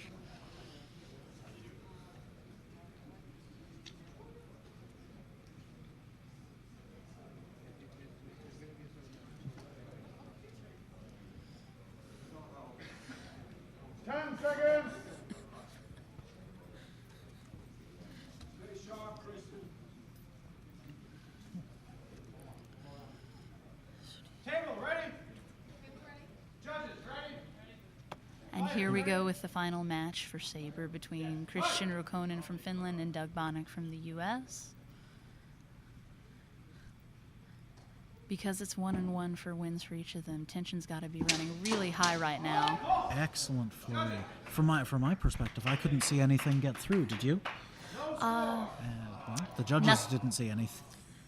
Not a strong, clear hit. That's the tricky thing about Sabre. You really have to make sure you're watching and not just listening, because sound is not reliable. Yeah. Now that looked like a clear leg shot to Doug from Kristian. Yes. And though I think I saw Doug hit him back, though I couldn't tell for certain whether Kristian had his sword up in time. Yes. And of course, that's how the judges call Admittedly, it. As an afterblow. Yes. Admittedly, I was watching Doug's leg and not his head, and not Kristian's head, so I may have missed the afterblow. Well, one of the things that Jeff and I discussed before was the difference in perspective, even between us and what the viewers can see on screen. That is very true. And between the different judges around the ring, where they can sometimes each see different things. Judging is an incredible challenge even at the best of times, although this tournament has been great about being really rigorous at letting judges have breaks, resting the judges, getting fighter feedback after every round. I judged today myself, and I never judged more than 2 matches in a row. It was really fantastic the way they set the tournament up. That's good to know. I know we've had sometimes at tournaments in the community times where judges have stood for 6-8 hours straight. Kind of thing. So the prizes for this tournament are an extra long HEMA bag from Absolute Force. I actually own one, and we flew up here to Baltimore with it, and it was fantastic. I don't own one yet, but they look wonderful. Great rolling bags, fit everything in there, right? Absolutely worth the money. As well as that, the other first prize is a Purple Heart Sabre. Well, the kind they're using. Yes, indeed. You see them on the screen there. Sabre is a great weapon. We just started studying Polish sabre at my club, and these wasters actually behave really well. Although they leave pretty mean leg hits, so. Well, single-handed swords in general hit hard. I know. I've got some nice bruises from fighting sword and buckler this weekend. I bet. As many in the audience can surely relate to. Very nice. That was a beautiful exchange. And the judges did, in fact, see it. Good. So this will bring Kristian right back into it. It's Very really close close now. There's only one double left. Tension has to be really high for these fighters because the. Well, remember, Meg, that for the finals we don't throw people out. There's no double okay. loss. That's right. That's right. Judges. No score. Fight. Kristian. So 15 seconds left around. Now 10 left in the match. So we're down to the wire for these guys. 8 seconds now at this break. So they'll have 8 seconds for Kristian to 2, 1. And that's it. Oh, did I? Where's the signal different between the two? Oh, there it is. Okay. That's the delay. About a 10-second delay between there and there. Okay. So as Meg had mentioned previously, the sponsors for this tournament are Absolute Force and Purple Heart Fencing. And also Purple Heart Armories provided the sabers. As I mentioned before, they're great training weapons. Sabers rapidly becoming a much more popular weapon here in the United States. That's true, and Purple Heart has been great for supporting many of our events in various different disciplines. This is just the most recent that they've built these sabers sort of on a whim, so to speak, well, because the community has requested it. As we say, this is the hot thing, so to speak. Definitely, and Purple Heart Armory has always been a foundation of the American HEMA scene for at least the last 5 years. I don't think I've gone to an... Oh, probably, Yeah. but I've only been around for 4 years. Oh, So- you and me both. But I don't think I've ever gone to an American tournament that Purple Heart Armory didn't sponsor. They've done everything to support the community and make sure that there was reliable access to affordable equipment here in the United States. And Yep. that's really saying something. That's fantastic. Yep.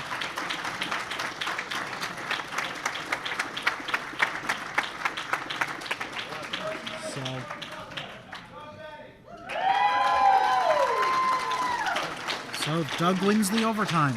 Congratulations to Doug. Kristian takes second, quite respectable. Finland made a very strong showing here today. Oh. We were going to see 2 other Finns in the finals tonight. Oh yeah. Considering how I was going to say, considering how many people were in the Sabre tournament, Yeah. I would take either of those places. Yeah. We're going to see Eliisa in the finals for women's, and we're going to see Matias in the final for open steel longsword, and I'm quite excited to see that. Yeah, absolutely. All the remaining events will be a good time. What do we have next? Open nylon longsword, which I believe Jake is about to announce. Oh no, I'm sorry. We have a first and second in Sabre, which Jake is about to announce. Oh, this is going to be a beautiful match to watch. I'm sorry. Ladies and gentlemen, now to the first place match for the Open Sabre Tournament.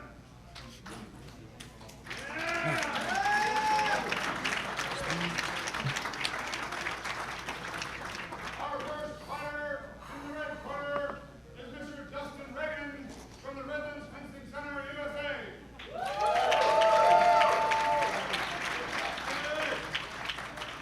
In the blue corner from Fechtens in the USA, Sam Street.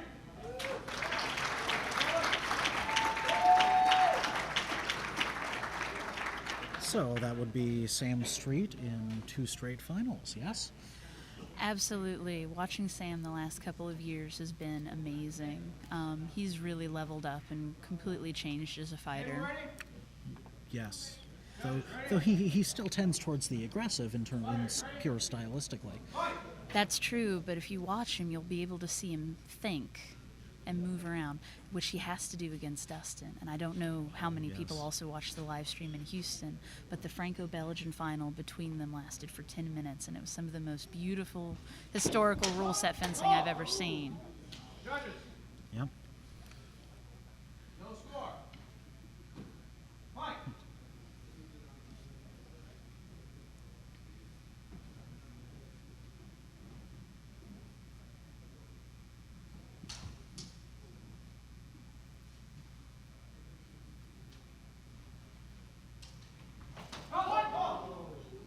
And a hit and an afterblow. That all the judges saw. Good. On blue, quality. 1 point blue. Fight. Now, watching Dustin's always a pleasure because he's one of the most clean technical fencers you could see. He's done fantastic in tournaments this year. He placed well across the board at Fectual America, if I recall correctly. Yes, he's done well in everything I've seen or heard of him in here in HEMA, and I believe he grew up as a sport fencer. I think so. He has quite a lot of experience to draw on. His club is the Redlands Fencing Center, if I'm not mistaken. Yes. And honestly, he's one of the nicest guys in the world. He always has great sportsmanship. It's true. I always love seeing him compete, unless I'm on the receiving end and losing. You know, a guy like that, I don't mind losing too. That's very true. I mean, you could put it a few other ways, but to say he's pretty to watch. Oh, Just yes. his flow and movement. Like, he's just got this perfect balance in the way he moves. Yes. And it's unusual, to be honest. Among our community, yes. Yes, yes.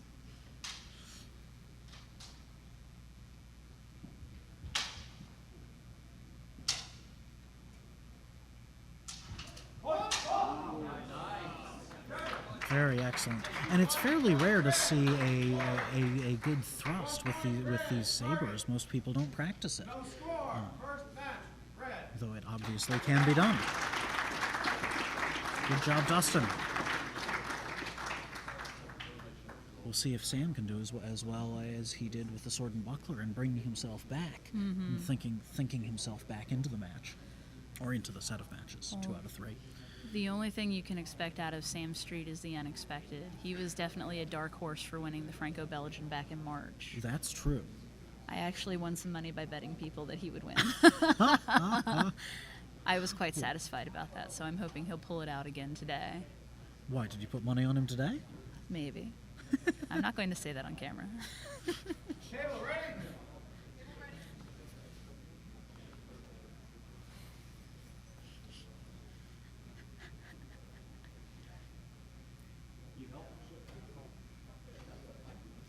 And he's got his Gulf Coast brethren helping him out there.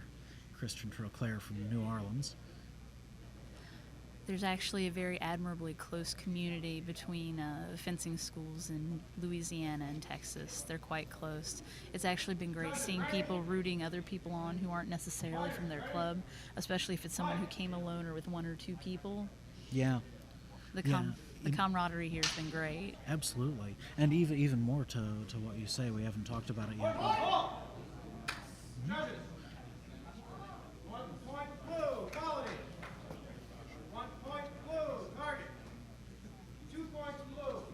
Sam's bringing himself back into it. Good for him. And as I was saying, along the lines of what you were talking about, that the sort of lone wolves at these events, people that are the only person from their club, have a couple have banded together.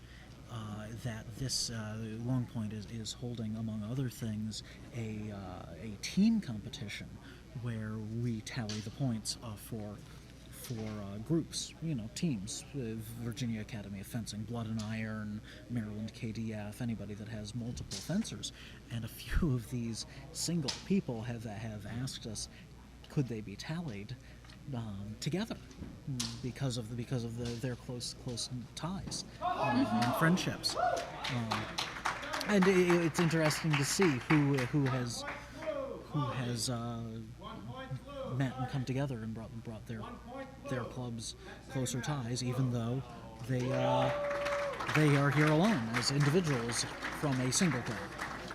That's true. One example that comes straight to my mind is Team Valkyrie, which is made up of girls from 3 different countries. Julia Strom of GHFS in Sweden, Amanda Trail from here in the United States, and Kit Smith? Kit Smith, yes. Yeah, Kit Smith from the UK, originally from New Zealand. She is a Kiwi. They all teamed up to be Team Valkyrie.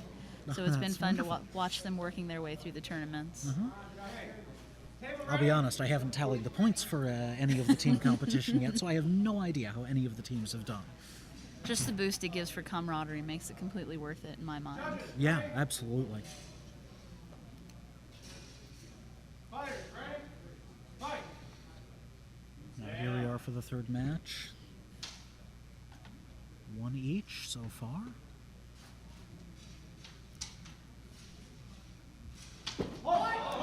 Another beautiful thrust from Dustin Reagan, an unusual but highly effective move. 1 point red, quality. 1 point red, target. 2 points red, fight. Yeah, Dustin.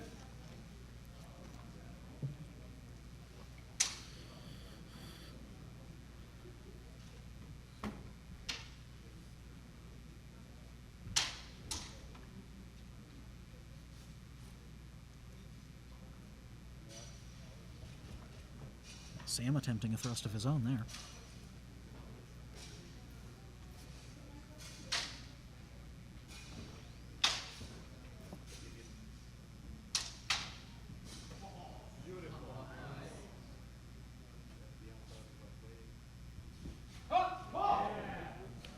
Wow, I wasn't certain that Dustin was in range on that particular thrust. And only one judge saw it and called point. So nothing done. And they lunge into a hug.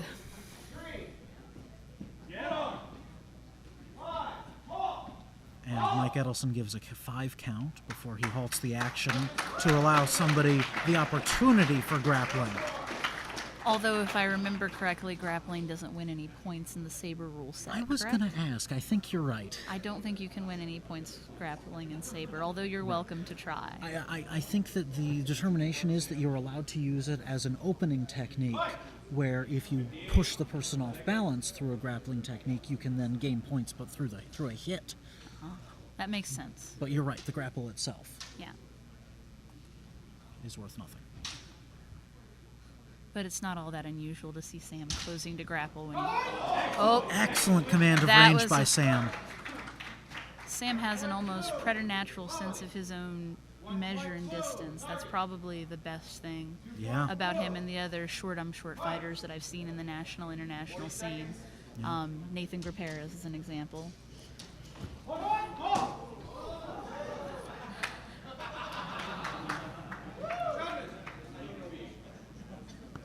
No score. Difference.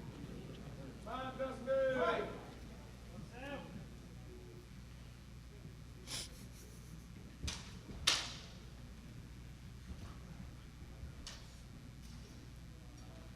Outside.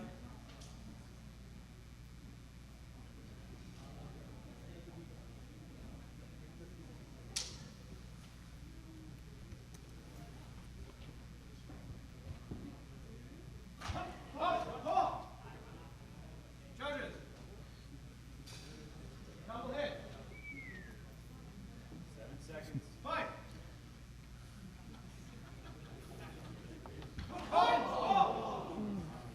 And they're both trying the thrusts now, No score.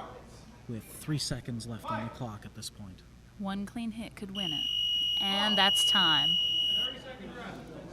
Well, sudden death in this third match. So this is the second sudden death that Sam has been in, right? Or was that the most recent? The Sabre. That was the Sabre, wasn't it? Yeah. Okay. They all blend together. It's been a long day. It really has. But that just goes to show the high level of competition here at Longpoint. I think this is the best fencing I've seen in any of the events I've gone to this year. Oh, good. That's good to hear. I think that in many ways we tried to really do a lot this year, and it showed in the 12-hour day yesterday. So true. Well, there are a lot of things about Longpoint that make it a very attractive event for people to travel to from both overseas and here around the nation. We try to hold it near airports. Hold it near airports. The hotel we've been staying in is lovely. It's easy to get to everything. It's really nice to just walk down to your room. And now you see they're kind of eyeing each other up and testing each other's range. There's a lot to gain, but also a lot to lose. Yeah. Well, over this amount of time, 3 matches has given them the opportunity to really get a feel for how each other fight. Yeah, it's interesting. If you go to enough events over the years, you'll start seeing the same people over and over again, and it's almost like there's sort of a large international club of people who are always at the tournaments that you always end up facing. Absolutely. So you sort of get to know their techniques as time goes by. And Like Sam that. smashes. That is a Super Sam body slam. Yes, but Sam took Dustin out of the ring, which the out of bounds will probably win the match. Yep. Oh, looks like Sam is down. I wonder if he landed wrong, even though he tried to use Dustin to cushion him. He was, well, Dustin doesn't look very soft, and he was favoring his leg a little bit earlier, so I wonder if he's Oh injured. yeah, he got hit hard previously. So Sam is up on his feet. Good for him.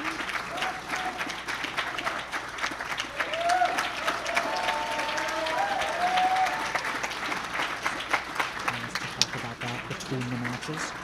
It's ready to go on the.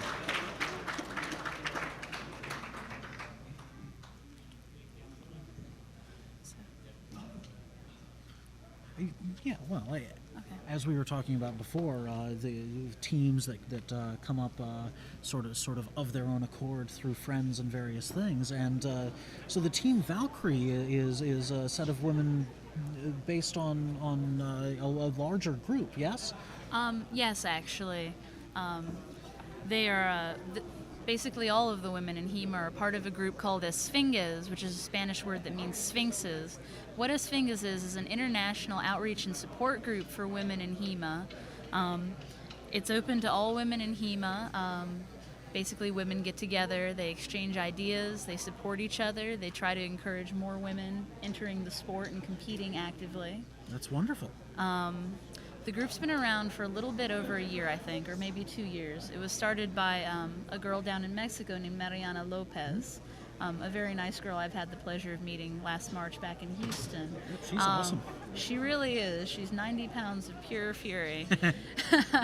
And honestly, Esfinges is great. I've been a part of the group since for about a year now, after it got started. And from what I can see from the outside, they're pretty informal, yes? Yes, honestly, the whole idea of Esfinges is just for women to get together and be friendly with each other and forge ties across borders and overseas. That's wonderful, no matter who it is. But oh, okay. Sounds like they're ready for the announcement of the next match. Here we have up the third and fourth of Nylon, the Nylon Longsword. Ladies and gentlemen, we will now begin the third and fourth place finals for the Nylon Synthetic Longsword Tournament. In the red corner, from Blood and Iron Martial Arts in Canada, Mr. David White.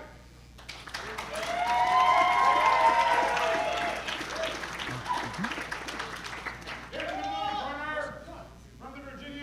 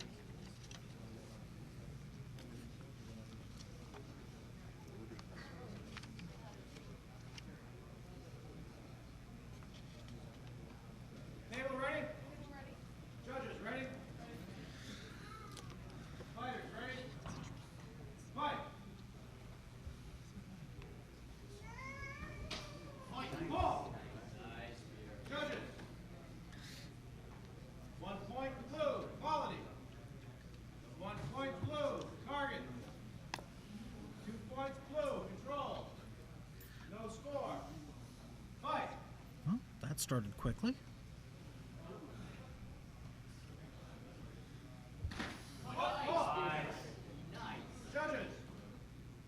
Now, you've got to keep an eye on Brusseau because he seems like a fairly calm and measured fighter, but he'll pop out and explode when you're not expecting it. Mm-hmm. And there, that's the first time we've seen them really eye each other up rather than going right into it. That looked like a clean leg hit for red. I agree, and the judges agree. 1 point red, quality. 1 point red, target. 1 point red, control. No score. Fight. So now we're neck and neck, and one hit could end it. Yeah, absolutely.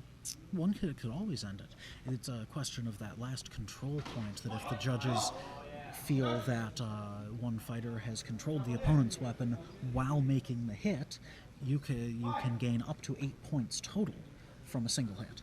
That is true, actually. During the nylon longsword limbs earlier today, I saw Roberto Martinez Loyo of EFC win a match in 8 points in one hit with a beautiful Obsetson. It was really a pleasure to watch. Yeah, absolutely. There were very few of those hits this year as compared to last year. And I think that owes a bit to the level of skill. Yeah. But as you say here, here's the hit that Dave appears to have gotten. He didn't quite he didn't get the target point, I guess. That looked like a pretty clean hit by Brusseau, but he might have been afterblown. I couldn't see. No, the judges didn't see it if he was, so he's getting the points, and if he gets target points, then he will win the match, and he does. So close fought match. Peter takes this first one. So the prizes for this tournament, one of the prizes for this tournament is the Black Lance gloves, also more commonly known as the Maya Smith gloves, named after their creator. Now, how long has he been building those? I think it's been about 1.5 years now. I think we got our first pair at my club about 1 year ago. We got a pair of the Gen 1 prototypes. The design steadily improved over time. He's on Gen 2 gloves now. I actually wore a pair to fight today, and I got a very nasty hand hit with one of the Incifers, which are fairly heavy and long. Well, their 30-second break is up, and they're on the clock again. Judges. 1 point blue. Quality. 1 point blue. Target. No score. Fight.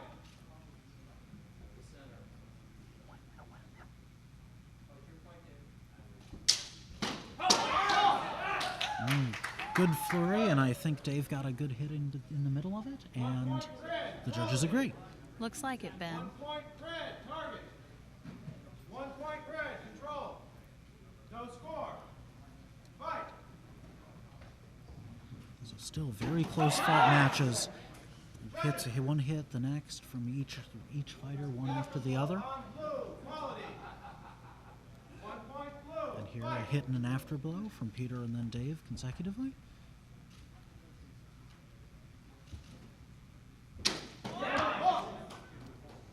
Judges. Afterblow. And another afterblow. 1 point blue. Fight.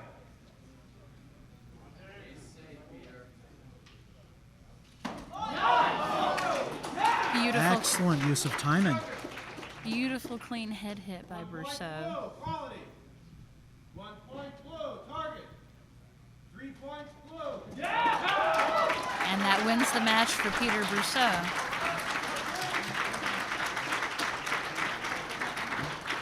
So Peter Brusseau takes that third place match. We'll see the first, second in a moment, and the other prize for first place once it comes up. Purple Heart Type 3s, also known as Pinty 3s. They've pretty much become the standard waster for most people here in the United States. They're really great for being good in the bind and providing a realistic thrust without absolutely murdering your partner while you're sparring, which is really what you're looking for. Absolutely. The closest thing to using steel out there, and much cheaper than any steel sword that we would use for practice. Oh yes, it's much more affordable, in the realm of under $200 rather than $300 plus for a good steel sword. I think they're less expensive than that. I think they're $120. That sounds something about like right. that. Yeah. So if you're looking to set up your whole club with wasters so you can all practice and spar, and we're going back now. Here's the first and second match Jake is about to announce. Ladies and gentlemen, for the first place bout in the open synthetic long sword, in the red corner, from Forte Swordplay, USA, Mr. Jeff Tsay. This is Forte Productions' own Jeff Tsay, and I'm hoping that he'll come back and join Meg and I later in the broadcast to talk about the rest. Quite excited to see our fearless leader competing out here on the floor. Myles Cupp. And Myles Cupp from Kron. Kron is a huge club out in California with several smaller sub-clubs. There's Kron High Desert, Kron OC, Kron LA. Dozens of students. The Kron people have put out a really good showing today. Yeah, I didn't realize how big all their clubs were until I was talking to a couple of their guys today. I think SoCal Sword Fight a little while ago was as big as Longpoint because of how many of their students attended. Saw some great pictures from that. Jealous, and I want to go next year. Yeah.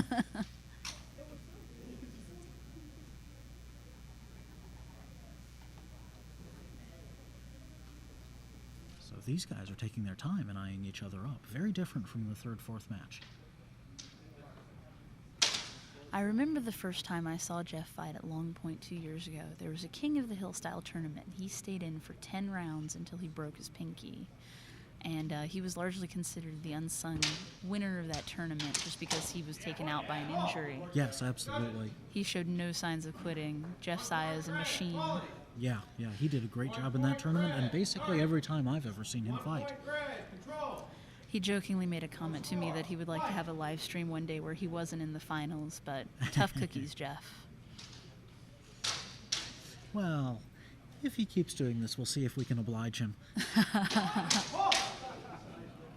But he's fighting excellently here. Very cleanly. He's controlling the match very well right now. Oh, but he's getting excited. So I think one thing you can definitely say is this is a different kind of match than we've seen previous today. Absolutely true. This match, Myles is allowing Jeff to dictate the pace just a little bit and fighting towards Jeff's style. This is very much.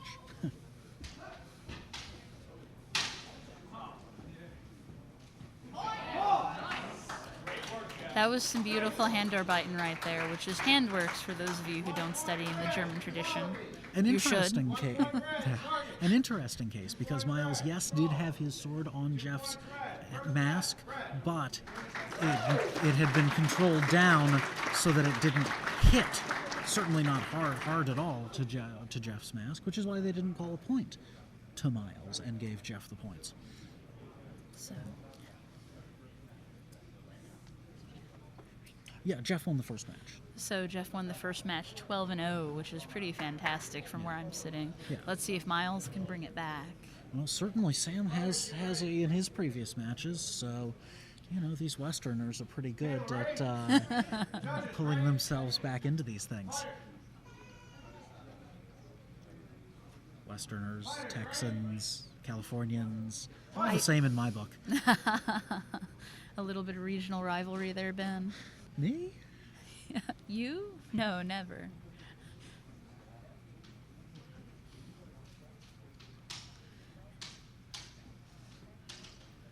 Myles, of course, normally practices rapier, from what I understand, and you can see a little of that in his forward hand position.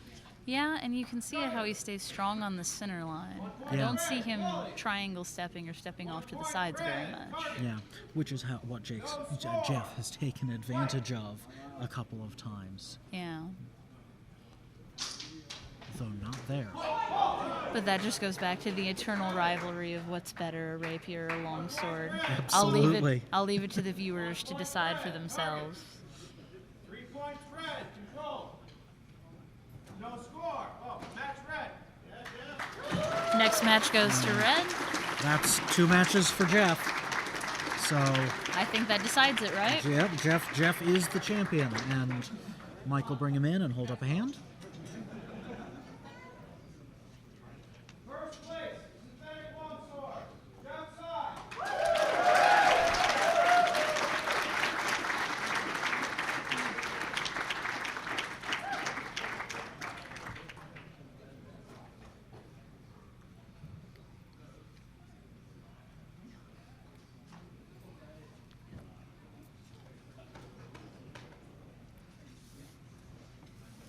All right, they're setting up for the next event.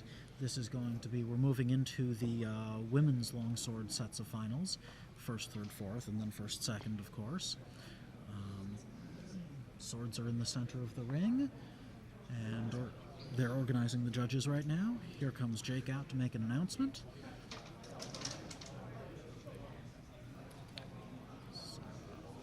Oh, still conferring. I'm really excited to see this match. Watching the qualifiers, this is the best women's fighting that I have seen in the United States to this point in HEMA history. Oh, absolutely. What is 10 at the end of the day, women in the competition. And yeah, I find generally women have a high technical degree of excellence, and this tournament more than others. Sounds like it. I think we're going back to the ring for Jake to make an announcement now. They're ready now. Ladies and gentlemen, we will now begin the Ladies Steel Longsword Tournament.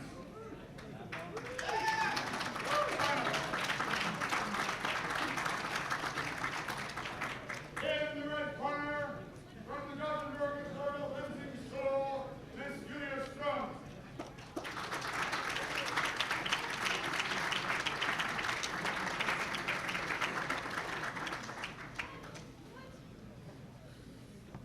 In the blue corner, from Iron Crown PDF, Ms. Amanda Trail.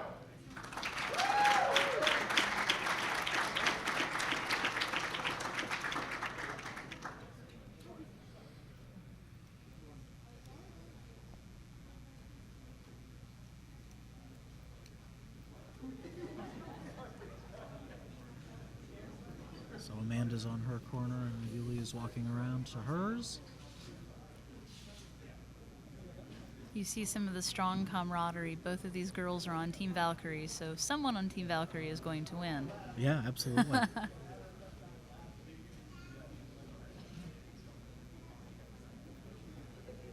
Table ready? Judges ready? Ready. Fighters ready? Fight!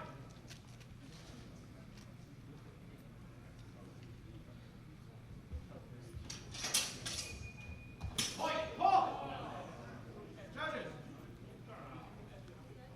Somewhat. Point red, quality. They give the 1 point to point Yulia. red, target.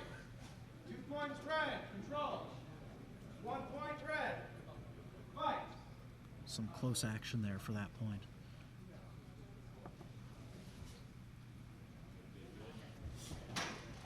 Ball! Judges! See Very Julia nice. going for the afterblow there, 1 but point blue, quality. They gave her the point. I'm not. I think she may have been offline from Yulia's initial strike. maybe. No score. Julia's afterblow may have come a beat too late also. Mm-hmm. I know there are a lot of folks in Sweden watching this right now rooting for Julia. I'm sure. That may be a double. We'll see how they call it. And they call it as an afterblow. Blow on red, quality. Yulia got the first hit. Red. Fight!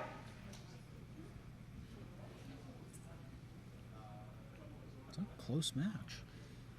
I would say that most of the women who made it into the finals are all pretty evenly matched in skill level, which has made for an interesting thing to watch because there's no clear likely person to win. That's true, and you can see now they're each trying to feel out the weaknesses of the other. They're both looking for the openings, and which is why we've seen 2 or 3 of these afterblows in a row. One sees the opening and strikes. Clean hit and then a nice thrust from Amanda, looks like. Yep. I guess Amanda's hit was first. Yes. But it looked like she didn't cover herself on the way out. It looked like Amanda hit, got afterblowed, and then did a thrust to the throat from where I was sitting. Yes, that I agree.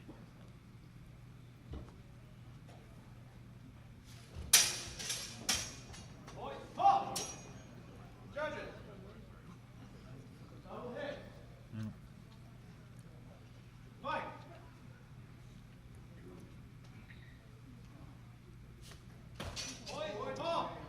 And they're still looking for the opportunities, and 1 point Fred. Quality. interesting. It's 5-6 right now. One hit's going to win it. One hit just did. Oh, there you go. I wasn't certain that they were going to give that one to Yulia, but they did give her the hit on that, and that's the end of the first match. So it is. Happens that quickly, right? The prizes for this tournament come from a brother and sister pair in Poland, actually. Szymon Hyblaski and his sister Barbara Hyblaski, Barbara makes the sparring gloves that are so popular over in Europe. Oh, of course. I didn't realize they were brother and sister. I believe they are. Okay. I could be wrong, but I think they're brother and sister. And also the Hyblaski longsword fetter, which Szymon has just started marketing. Yes.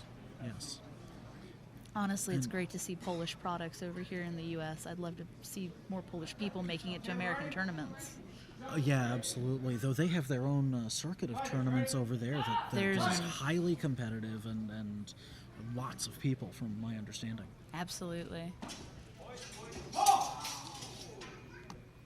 Let's see how they call that. Complete disagreement. No decision. Yeah. I think that's another case of judges' perspective being different. That's true.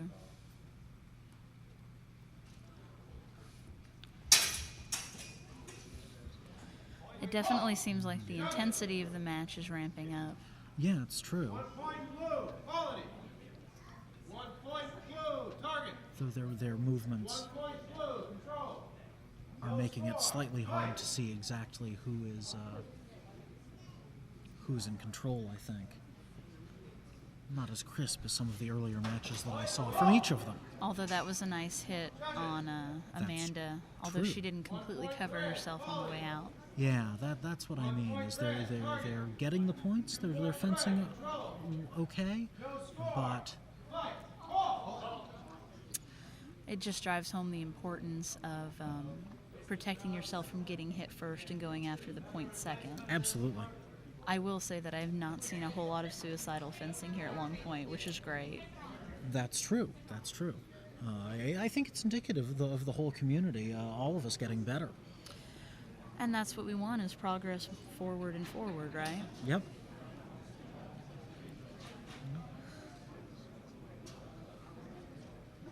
Now, Julia over there getting her glove fixed. She hails from GHFS, which pretty much everyone in HEMA knows.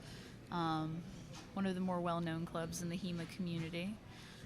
You can definitely tell, you can see their training in the way she moves around and fights. That's true. They're all solid fighters. Well, it just goes to show that you get out what you put in, right? That's true. As their motto goes. Yep. But Amanda Trail has been putting out a great showing, too. She fought in the open as well as women's. Yes. And saw her getting some good hits in. Speaking of good hits, she may have been offline enough on that. Yes, they give her the point. 1 point blue. Excellent shot to strike that. 3 points blue. Control. No score. Second match. Blue. And Amanda wins it. Good for Amanda. So now we're even on matches, and we'll go to the third. Good job on her to be able to bring herself back in and find Julia's weak spots enough to win that second match. Well, when you're fighting in a tournament, it's all about adaptability and perseverance, right? That's true. because you get faced with people with all different styles and weird quirks.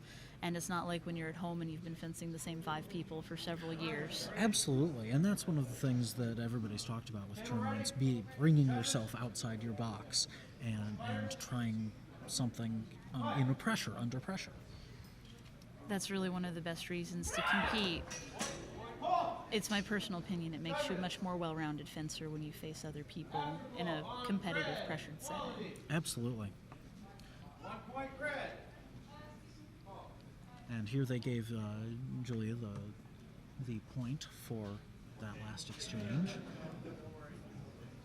though not target, or possibly not even quality. The quality points for that, and a small technical issue on Julia's kit, but that'll get sorted quickly enough. Gloves are definitely important. Gloves, of course, are the most important thing in terms of safety and the hardest thing to protect, which is why having good gloves becomes so important to the community. It's nice to see. I mean, we had talked about the Black Lance gloves as well. Absolute Force is building their gloves now. There's another company called Comfort Fencing out in Poland that's building a pair. I saw a pair of those roaming around this weekend. Oh, I didn't realize there had been. There's Keith Cotter-Reilly has a metal okay, pair. and Keith Cardozo, of course, is SPS USA Wild Geese Fencing. British company.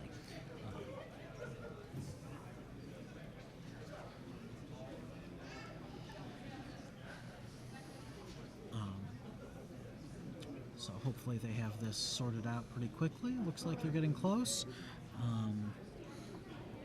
I do know that this is one of the reasons that the sparring gloves are so popular over in Europe in the steel tournaments, is because yes.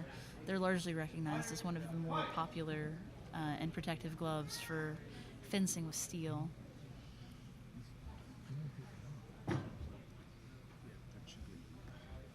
Point call. Judges. Afterblow on red. Volley. 1 point red. Fight.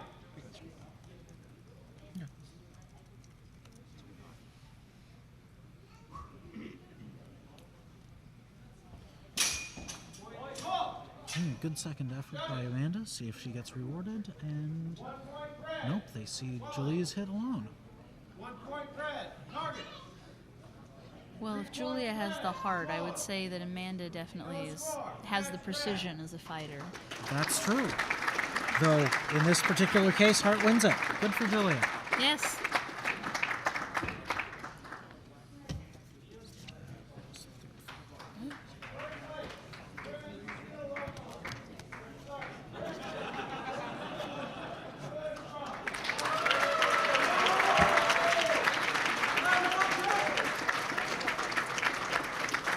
Mike showing off Julia for the crowd and the camera.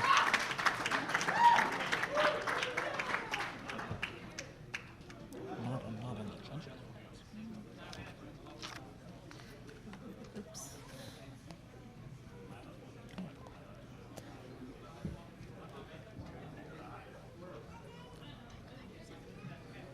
Oh, yeah. So, here Jake's about to announce the second match. Ladies and gentlemen, we will now begin the first place match in the women's steel long sword.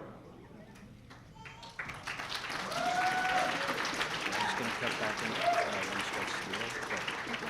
In the red corner, from the EHMS Finland, Eliisa Keskinen. Okay. I'd like to take the foot steel. In the blue corner, from Maryland Do you want me to jump out and you stay with Jeff? I'll jump out for the show. Yeah. I'm really excited to do this. All right, so Kiana, of course, I know because she's from my club, Maryland Kunst Fechtens, and we train together basically a couple of times a week. And Eliisa, I only met for the first time today in the little time I had between running tournaments. Do you know her well at all? Elise? Eliisa? Eliisa I actually just met this weekend. I got to spend some time with her the last few days, and let me tell you what, she is an intense lady. She's another example of how strong HEMA is in the Nordic countries. Wow. Good close bind, a bit of a wrench that I think I saw in there. Bring the sword down to Eliisa's head. 3 points blue, control. And they give her the control point, which gives the full 8 points. That's amazing. Or 2 points control, so 7 points, which wins Kiana the match in the first hit. Still 2 matches to go, however, so Eliisa could bring it back. Absolutely. We've seen it happen before. I know Eliisa is a member of a club in Finland called EHMS, of which Jouli Takala and Ilkka Hartikainen are the instructors, if I'm not very much mistaken. I believe that's correct. And Matias Parmala, another person in the finals, is also from her club. Yep. And of course, Ilkka was here teaching as well. Oh, I actually got to participate in part of his workshop. It was quite fun. Oh, good. I'm sorry I missed that one personally. Okay, we're ready? The regrettable part of being tournament staff, unfortunately. It's true. Fight. Reload.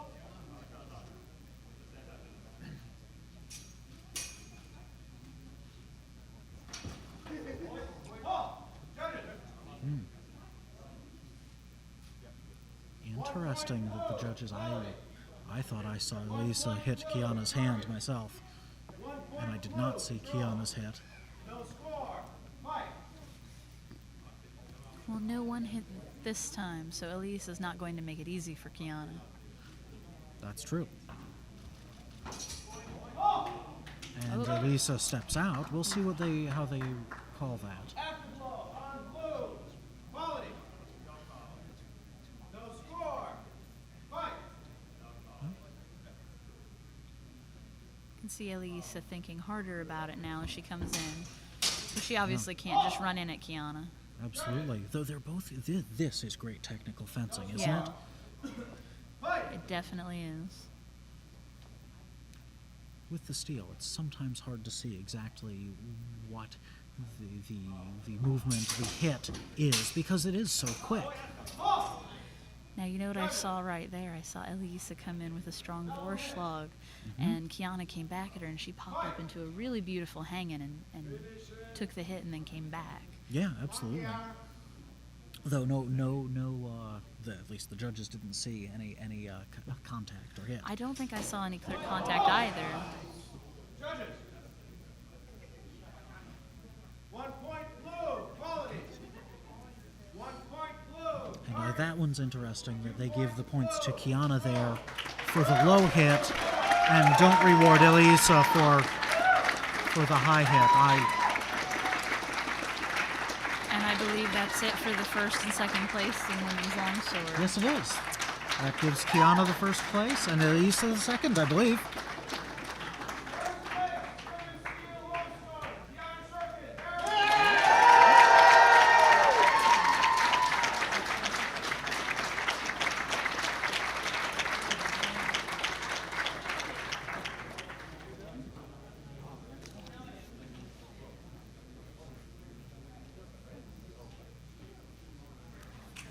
And now I want to welcome back the smooth musical stylings of Jeff Tsay.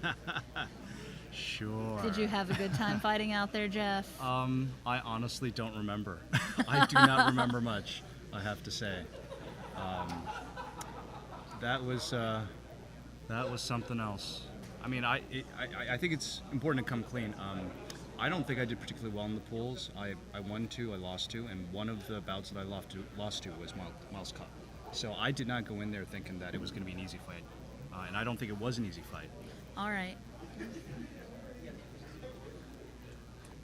So hats off to him. He did a good job. He did not make it easy for me. And we're cutting away to Jake now to start the fight for Steel Longsword 3rd and 4th, which is what we've all been waiting for, I'm sure. We now come to the main event. The Open Steel Longsword Finals.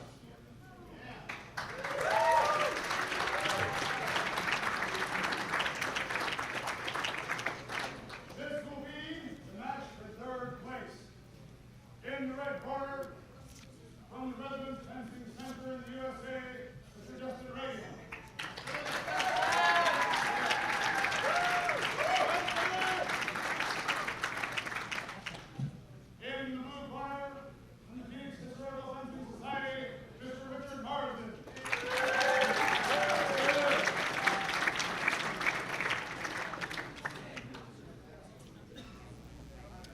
We may be about to see what is known as a two-dimensional fight, in the sense that if either guy turns sideways, they are impossible to hit.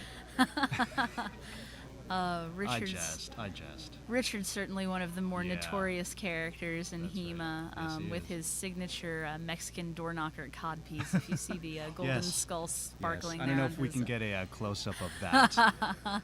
Probably not But, possible from this angle, but Richard studies Fiore primarily, which makes him a difficult opponent. He'll come at you from fairly unexpected yes. lines. Yep. Yep. I actually fought Richard in the pools, and the advice I received was expect him to hit you where you aren't looking for him. Yep. And sure enough, he did. Mark of a good technician. We've introduced Dustin already. Yeah, we can talk a little bit about Richard. Yeah. Yeah, Richard's from the Phoenix Society of Historical Fencing. Out in By- Arizona, I believe. Is that Yes, right? he's Yeah. based out of Phoenix, shockingly. That's right. He's an author besides being HEMA's greatest Many times published, I believe, right? Oh yes, and besides being HEMA's greatest supervillain, he is also a Greatest, really? You sure? okay, but he's in the I top don't think 3. there's a lock on that yet. But besides being one of HEMA's most notorious supervillains, by day he is actually a high school history teacher. That's right. And as I understand it, that's his passion and his devotion. An educator. And his role as an educator really shows through in how he treats the HEMA community. Mm-hmm. Yep, I mean, that's right. I've encountered some of his work with the HEMA Alliance, Yep. like their governing council, Right, and just right. trying, and his Sabre manual he put out for Polish Yeah, Sabre. yeah, And he's always trying to bring the community together and push forward the edge of the learning curve. Right. And that's really to be respected. All right.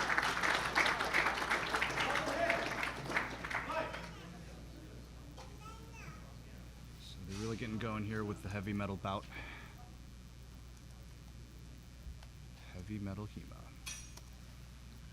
Did you really just say heavy metal I did. HEMA? I did. You can quote me. Are you proud of that, Jeff? I am. TM.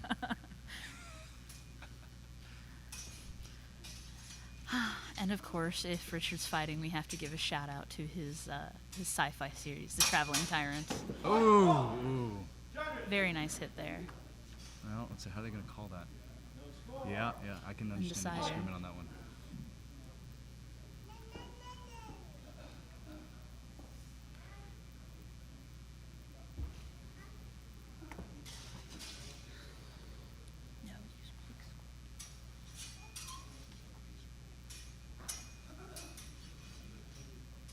Feeling out. Let's see if we actually get some binding action. From my experience, binding with the steel is a lot easier than with the nylon, so we'll see what we get. Feeling out distance again. 3, 2, All right.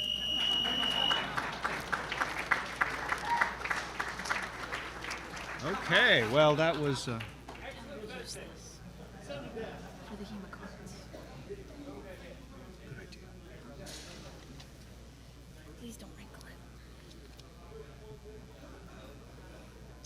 it. So, as we're waiting, very quickly, I think it's worth mentioning that the winner of the steel, the open steel, is actually going to be awarded free registration for the Iron Gate exhibition in September in Boston. So.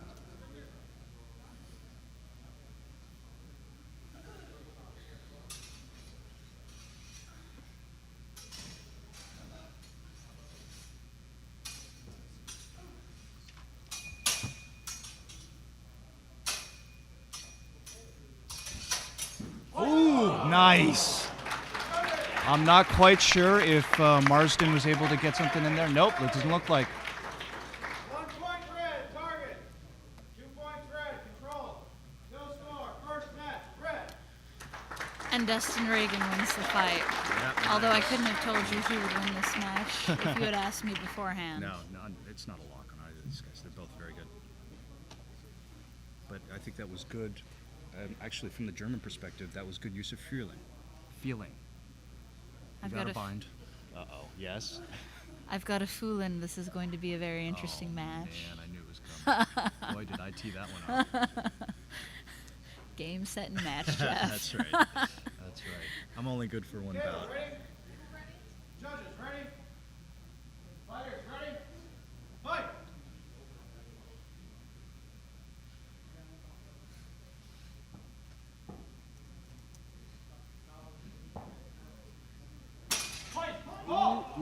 And to the audience watching, no, I don't feel bad for making that pun at all. No agreement, unfortunately, on that one.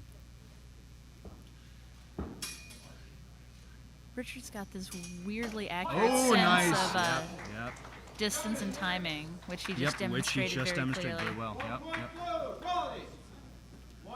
It is not easy to shut Dustin Reagan down, which is what he just did. 1 point blue, control. No score, fight! Richard's kind of disconcerting to fight because he's just so calm and like Right.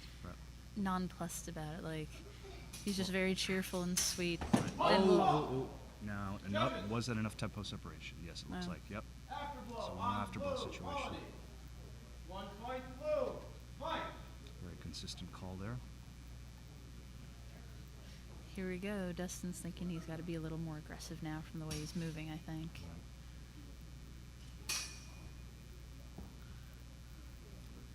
I'm wondering when we're going to get the patented Dustin Reagan flesh. What? Are we going to see that with the longsword? The flesh fencing move? The Where you, flesh? the flesh. Happens in modern fencing. We've already seen it effectively there. Nice matrix dodge by Marsden there. Right. Good He footwork. just sucked his stomach in. Good footwork all around. But the flesh is basically almost a passing lunge, okay. running move. So it's a very fast running thrust. Is it from sport fencing? No, it's a French technique. Okay. For foil often. Oh, okay. It's used in Sabre as well. So Dustin. I really loved how Dustin just turned his longsword over in his hands to block that. Not quite enough distance. Did he get it? 1 point blue, quality. Yes. So Richard was able to outdistance him, use his geometry, overrun him. Control. And No score, second match, blue. with that, Richard wins the second match. Are we 1-1? So I'm not entirely sure. I think we're at one match apiece. We're continuing, so I would assume so. I would assume so. We're going to give them a well-deserved, sparingly few 30 seconds to recover. Which does seem a little bit shorter, perhaps, than normal when you're out there, I have to say. Table ready? Ready. Judges ready? Just enough time to take a few big gulps of air, gather your thoughts. A couple of desperate gasps. That's right. See if anybody comes up with a different game plan now. So you see Dustin squaring him up. Oh. It wasn't really clear what happened there. Dustin turned his back and I couldn't see. 1 point blue, target. 2 point blue, control. 2 point blue. Match blue. And Richard wins in one fell swoop.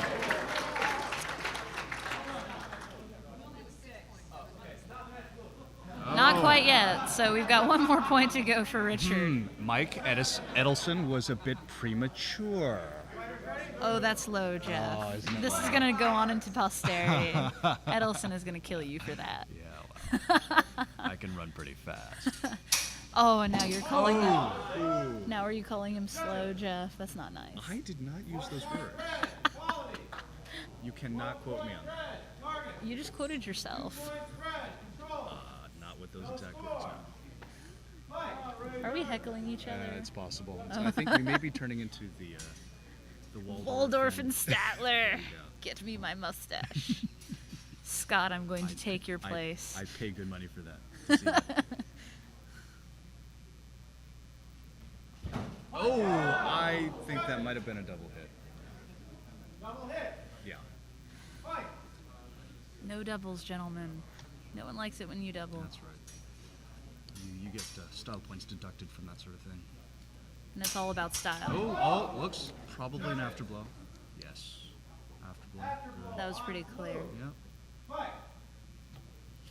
One good thing I've seen is a lot of judges abstaining if they didn't see something right. clearly. Yeah, and I think that's important. You know, the judges are doing their best to be as sure as they can be. So if they need to abstain, they'll do it.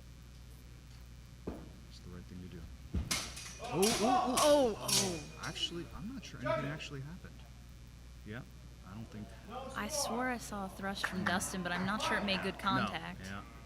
Very tight on the distance there.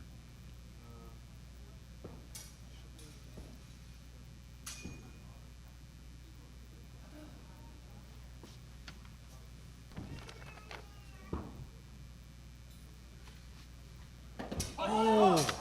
That looks like an afterblow situation. Yes, called. Yep. Afterblow on red, quality. 1 point red. Fight. Oh, Dustin could bring this back. 6-5, just 1 point separating them from both each other and the bout. I love how we're running up right up against the. Yeah, the scores It's are like tight. an 8-point win is. Oh, come on, guys, come on. Second double. Double hit.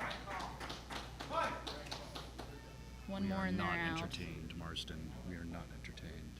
Oh, come on, Jeff. Actually, we are. We are. Yes. You're entertaining yourself. That's what I have you here for. You did a good job. Ooh. Looked like a hand hit. Was there? I'm not I convinced. thought I heard a thunk. It was good parry work on both sides there.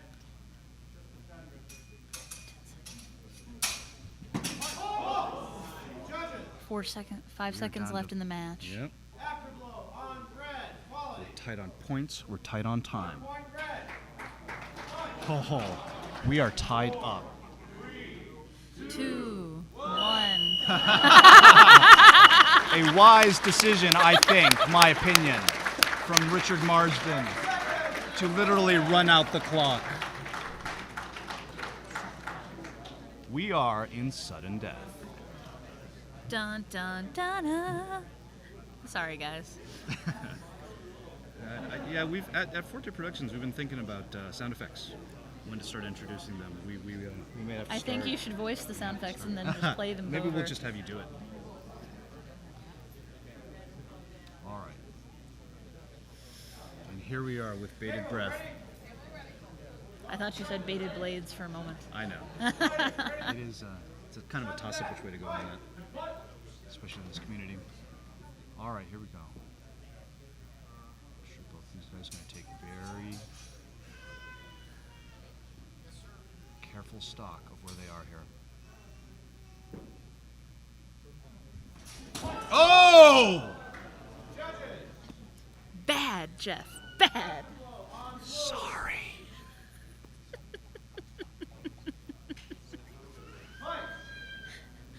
I'm going to slap Jeff the next Sorry, time he folks. shouts. I promise you. I can't help it. Put a sock in it, Jeff.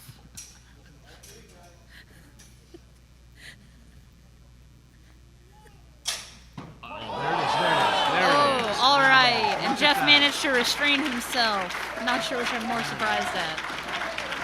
Interestingly, I believe it looked to me that was the same thing that Dustin was trying to do the last time, but he executed it clean this time. Beautiful Red wins parry the of the high match. cut, followed by an I think. immediate cut to the outside. Third place, Owen Steel Longsword, Dustin Reagan. Way to go, Dustin. Dustin's a fencer we can all be proud of. Yes. Now we need to mail him to Europe and have him go clean up at Swordfish, right? Well, one thing at a time. So, as we are waiting for the final changeover here to the first and second bout, we're going to catch you up with a couple of the other sponsors that we've had grace us with their presence over the course of these past 2 days. As I was mentioning earlier, we at Iron Gate, since I'm the host of that, we at the last, how did this work? At the last event, our event in Boston, we had the folks at Longpoint actually offered free registration to the winner, overall winner of the event, to be able to come here, and so you know, as a sort of in response to that, we basically are doing the same thing here for the winner of the open longsword. What a So- great gesture of camaraderie Yeah, between no, events. I think HEMA's all about honestly- the cooperation. Right, and I think a really great thing would be to sort of chain a lot of these events together and be able to encourage people to go from one to the next to the next to the next. I mean, we certainly are seeing enough of these events coming up that you know that could be a possibility. Who knows? But yeah, so And we're looking forward. another prize that we are offering is one of Oh, yes. my pet projects. That's the, right. This is you are looking at the artist and her work. The HEMA Heroes trading cards, right here, picturing Mr. Scott Hellroth, one of the drawings that I'm more One of proud the, of. famed Swedes in HEMA, Indeed. from one fellow commentator to the other. Yes. So this is you know, just actually the beginning parts of Meg's work. I think if you, I believe when will people get to see sort of the full product? Swordfish. So Swordfish, we're cutting swordfish. back to Jake now Yeah. to start the finals for first and second. And we'll pat ourselves on the back a little bit more afterwards. There'll be plenty of time for The that. final fight of the evening. The first place match for open steel long sword.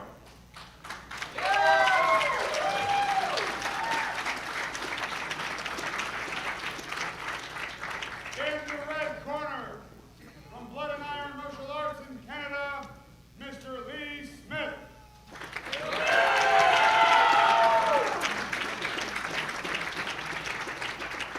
Got Lee coming on board with his entourage. Finland, Mr. Matias Parmala. And the Finns. I know the feelings are riding high among the Finnish competitors and the Right. Finns back home watching. We've got some really strong representatives from both countries outside the U.S. here.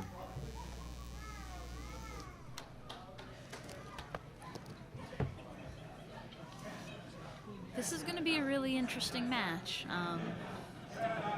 A lot of us are familiar with Lee's style. He'll sort of peck off points until he decides to go in and close. But Matias, I think, is a different game entirely. Matias is also from Eliisa's club, EHMS.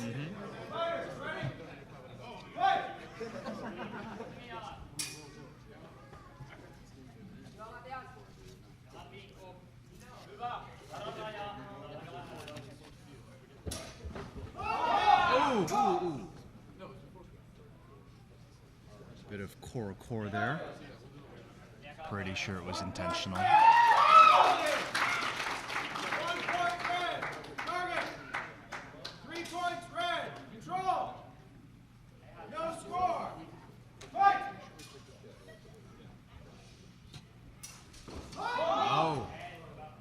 Do we have a double hit? No. Enough tempo separation for an afterblow. 1 point red. Fight. It's a good slice and press from me. We're looking at a pair of very experienced competitors. Matias, I know, has 11 years of experience, and more recently he's competed at Swordfish. He's competed at another Swedish tournament called Oribra. 1 point red. Target. 3 points red. Control.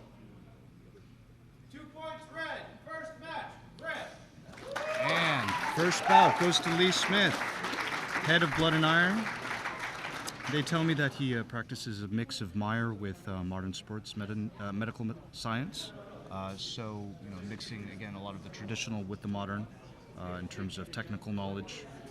And as you can see, he's not afraid to mix it up. You have to give the Blood and Iron crew credit. They always bring yeah. out an entourage to events. Yes. It's an impressive herd when you see them. A herd, eh? I suppose there are other I would go with more of a pack, really. pack. There you go. That sounds a little more predatory, right? That's right. Yep. Table ready? Table ready. Judges ready? Fighters ready? Fight.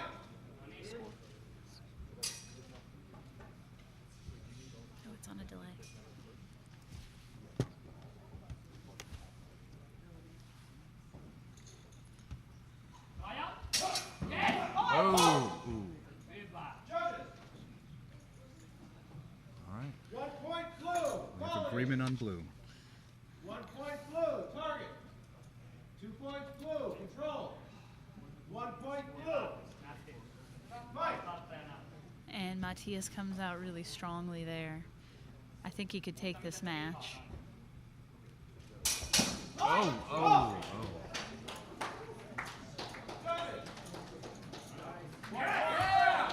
Then again, maybe not. Blades flying very quickly. And just with that, Lee's creeping up and tying it. And it is still anyone's game. It's really intimidating in some ways to watch the physical intensity with which they fight. There's no joke going on right here.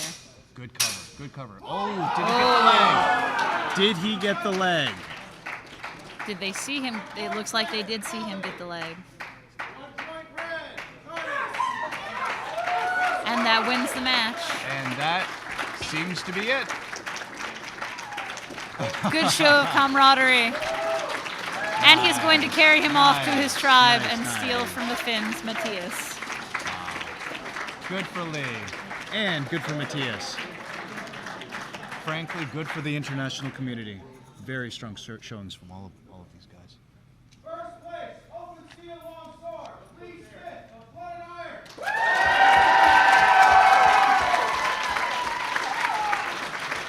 Well done.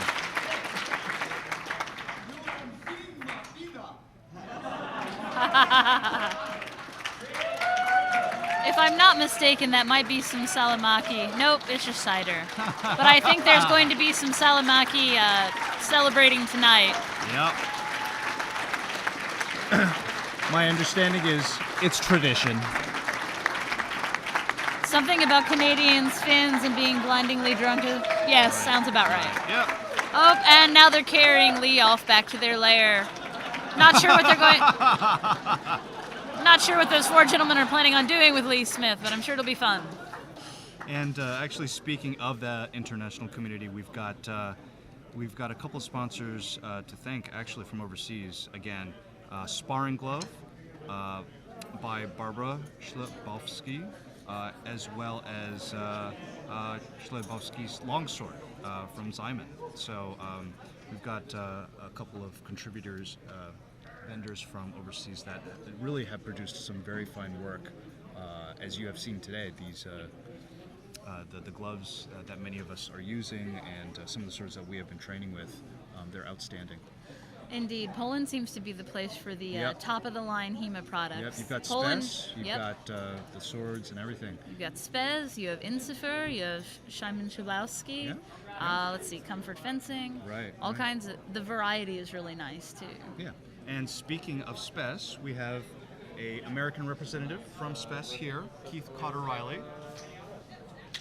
How you doing? Good, yourself? Good. Good to see you, Keith. Likewise, Meg. So, so I hear Spes helped us out quite a bit. Tried to. Yeah. Just, we knew there was an issue, with trying to get this live stream up and going. Felt it was a good thing for the community. We appreciate that. Absolutely. Yep. So we're doing our best here to make good on that promise. So in terms of Spes, I mean, at this point, there's starting to be a number of different vendors out there for equipment and gear and everything. So is there anything, how would you describe Spes in terms of really setting them apart? Spes is designed by HEMA people for HEMA people. Right. Practitioners. Right. All of the guys in Poland, they've been doing reenactment, they've been doing HEMA for years. They were doing this before stuff like this was happening. And they go to the top people. They go to Jan, can never pronounce his last name, Veshko Gdansk basically for some of their earlier stuff, and they go to Atto Peterson, and the Gothenburg guys a lot, and they listen to what we have to say. They get feedback and really incorporate that into their designs and everything. So I think it's really critical to have vendors and equipment designers like that who are able to tailor to the needs of this community, because goodness, I mean, you look at the intensity level, you look at the materials that are being used for both weapons and protection. If they get this stuff wrong, people's hands and fingers. I'm sorry, what happened here? Don't do what I did. Okay. I have a habit of fencing like this. Yeah. Cut in, got into a bind, and I got my finger stuck Yep. between two cross guards. Yep. So these things happen, Yep. and you know that is the cost of missing these things sometimes. So, Yeah. so anything we can do in terms of the equipment to help manage those things, you know, that's really important, both from the weapon and the protective side. Yeah, I mean, one of the things that when I fence with my guys is we don't want our equipment to be such that I can't feel it. You know, Right, because right. you need to know when you're hit. Yeah. But yeah. the good thing, I think, especially with spec stuff, Yeah. is it's just enough. It's just enough. You're not Right, going to get right. hurt. That's right. You know, you feel the solid blow, but you know those Encifers, they hit hard. Oh, they do. They do. hit hard. I got a beautiful thrust from Tristan, who unfortunately didn't make it through to any of the finals. Right. But yeah, I'm fine from that. And Yeah. a lot of other guys are too. Yep, I think a lot of us can speak very highly of the products from Spes. So hopefully we'll be seeing more of that. And I can say for the Iron Gate exhibition, they will be there as well. Yeah. So they will be representative as a sponsor. Yeah. So For sure. so we thank you definitely for everything. Thank you. Thank you. Yeah. Good having you. Thank you, Jeff.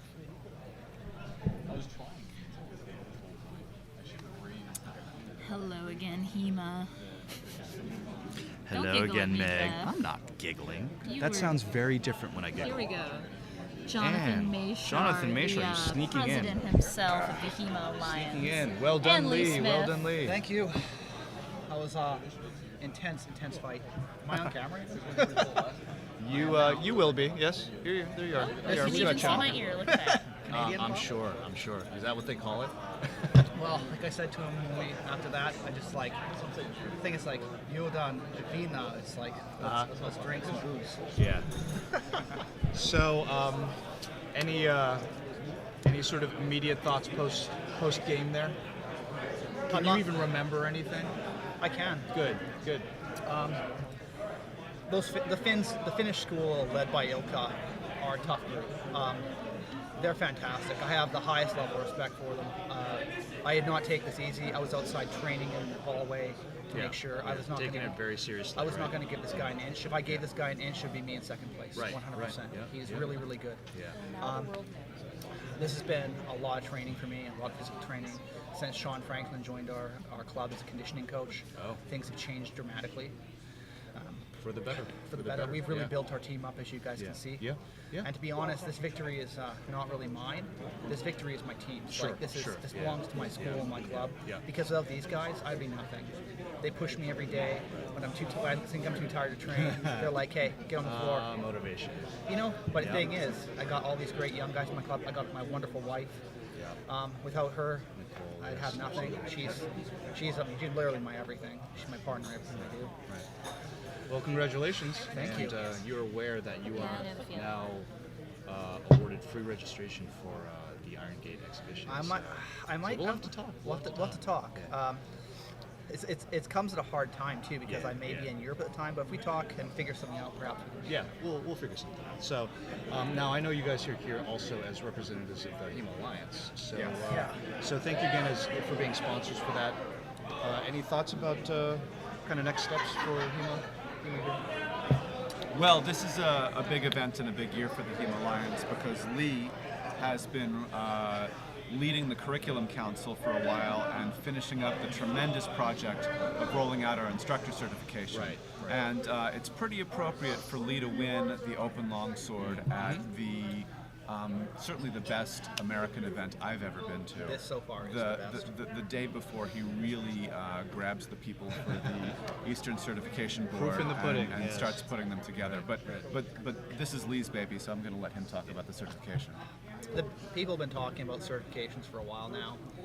They want to follow a lot of these modern sport fencing traditions, but I don't think we're there. I don't think we have these pedagogies in place. I actually firmly believe that we are in a place where we're in a reconstruction of the art, and so our priority is freedom of practice. It's all about the freedom of practice, because without that freedom of practice, we're not able to fully research our art. like one person's Zornhau is not someone else's Zornhau. Oh my goodness. Yes. It's like we don't, and so rather than open right. this can of worms to say, Right. I'm going to tell you how my Zornhau is, Good and luck with you're that. going to do it. Absolutely. Yeah. I'm going to say, hey, how about you send me your curriculum? Exactly. Excellent. I'm going to read through your curriculum. I'm going to test you on what you've done, and I'm going to ask you why. Our boards are all over this. So you're seriously encouraging collaboration as part of this? We want Yes. we want collaboration. Right. This is HEMA is a grassroots movement. Yep. The reason we're not all out there with doing sport fencing is because we want to do something a bit harder core. Right. And let's be honest, getting hit with a 3-pound steel longsword, it's not soft core. No. I got bruises all over my body No. this weekend from fantastic people. Right. Yeah. Well, that's fantastic to hear. Are there any time frames or any sort of logistical details? We're going to start our Eastern board very soon. Hopefully at this event starting tomorrow. I want to start. I have a couple names going to certify, and that way we have guys in the East who can do it, and then we'll have our guys in the West. There's lots of good fighters out here, and lots of really great practitioners and good schools. Right. There's no reason that I have to fly out of the country to be like, I'm the curriculum council director, and I can do that. I can have Jake Norwood, Mike Edelson, and probably even yourself. Like be out here certifying people because you guys know what you're doing. You're proven fighters, you're proven lecturers, and you're proven teachers. Right. And it's not a master's certification. This is a basic competence. Right. What you're teaching is coherent, and you're performing it in a biomechanical and martial fashion. Yeah. Foundations of martial arts. Fundamentals. And you know what? Let's just be honest. It all goes back recently. It really all goes back to Bruce Lee. You read the Tao of Jeet Kune Do. That's a book that changed my life. Yeah. I think that's a good reference. You know, and I want to give an example of what the certification means for somebody like me. Yeah. Because Lee doesn't need this. I mean, this is an example of how the HEMA Alliance works, because Lee is giving this to the community. His own school has much higher standards than what the certification is shooting for, and the certification is not going to do anything particular for his students, and his students certainly aren't going to respect him because he's going through the certification process. He's only doing that because it's necessary in order to test run it. But you take my school, we aspire to be more like Blood and Iron.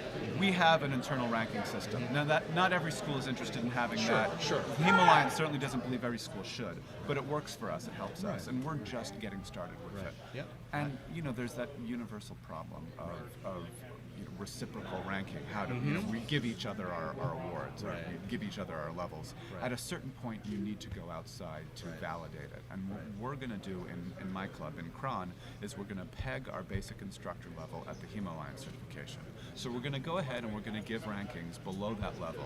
And at a certain point, our instructors are going to have to show up to one of these boards, and they're going to have to certify and show the Kron curriculum and say, this is what we've been doing. And if they can't pass, all our structure falls apart. All right, very good. Well, I'm sure we will hear more of that, in the next day or so here. So, good.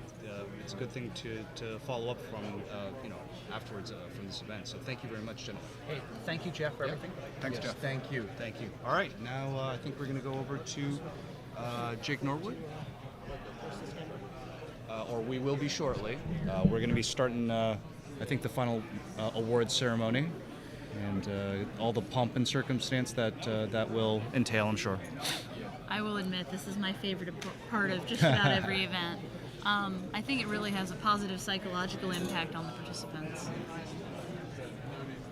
So, Meg, I may have to part ways with you here. I'm going to miss the smell of victory sitting close to you and your Gambison, Jeff. I'm glad you used those exact terms. That sweet, sweet pungent scent of victory. No smell-o-vision. You can almost taste it. So it looks like it's just you and me, HEMA. Hold on to your pants. So we're just waiting here to get started.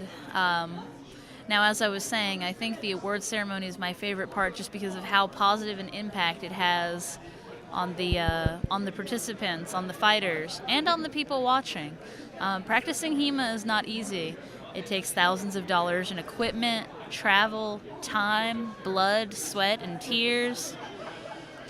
And anyone who studies it seriously enough to travel hundreds or thousands of miles to practice HEMA really has a reason to be proud of themselves. And I think one of the roles that tournaments play is being a celebration of that fact.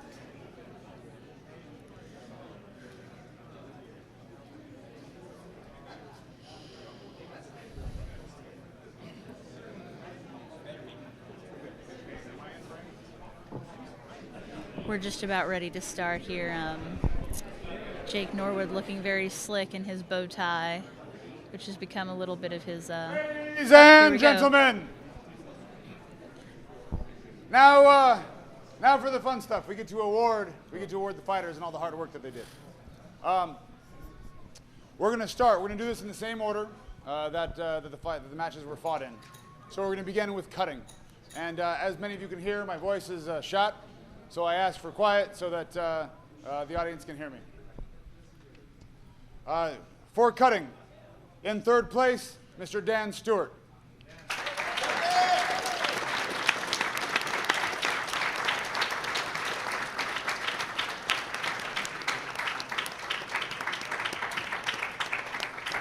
In second place, Mr. Sean Franklin.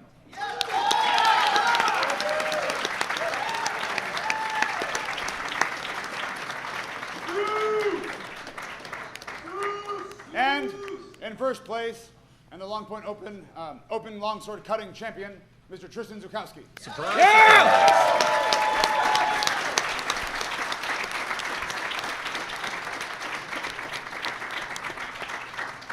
America! Third place receives a $50 gift certificate from Albion Arms.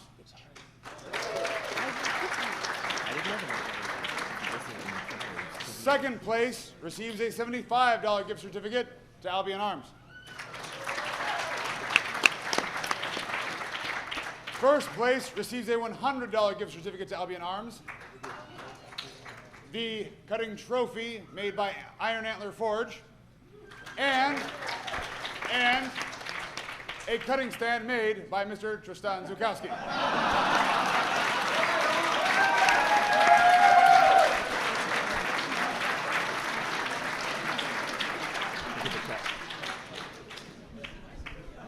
That would be Mike Edelson, who is sitting to my left, and I've threatened him with sudden bodily harm if he does it again. Now, for Shut up, lightweight Grublein, top 3 places. In third place, Mr. Dustin Reagan.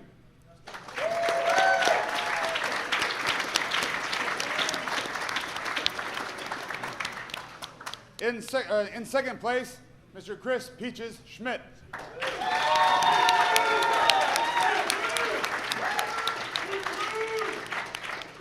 And our lightweight Ringenham Grublein champion is Mr. Doug Bahnick in first place.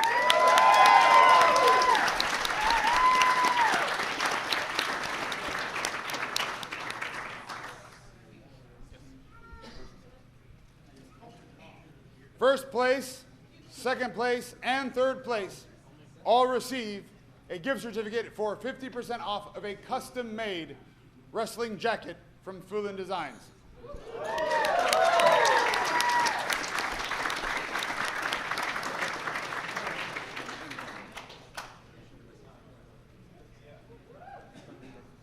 Now for the heavyweight. In third place, Mr. Kristian Roukonen.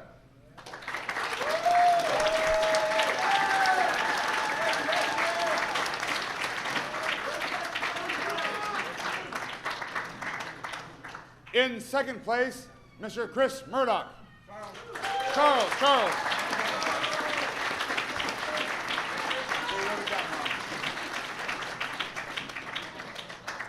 And in first place, Mr. Sean Franklin.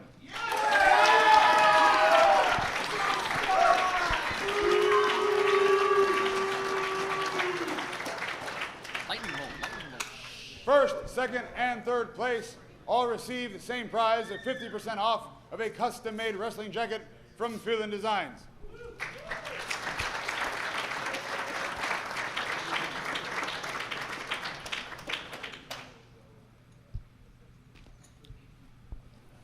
Now for the sword and buckler. We will be doing the top 4 places. In fourth place, Mr. Dan Stuart.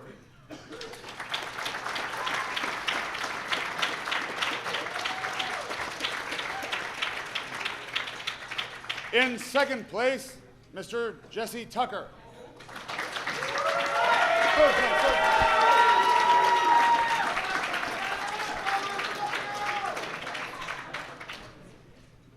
In second place, for real, Mr. Doug Bahnick.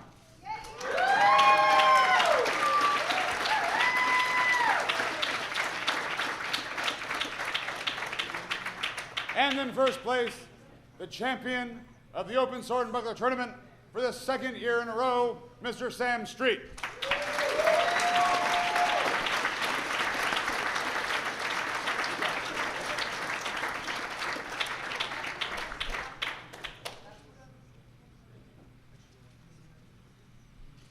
Third place receives from Spes USA, elbow and arm protection.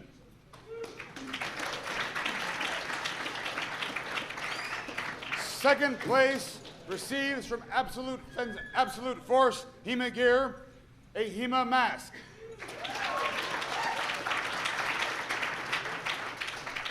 First place receives the buckler that they fought with, and also a Szymon Chlebowski short sword fetter.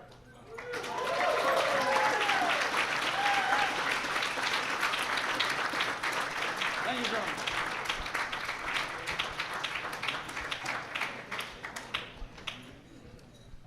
Now for the saber. In fourth place, Mr. Kristian Roukonen. I have to say I love Kristian's pants wear.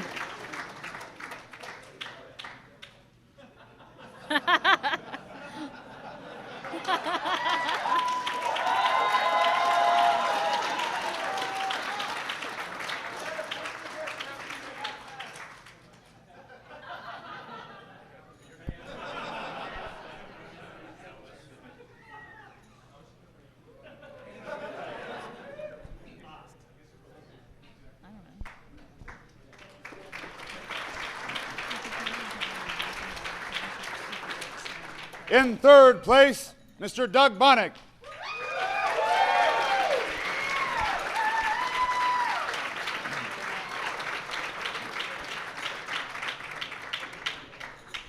In second place, Mr. Dustin Reagan.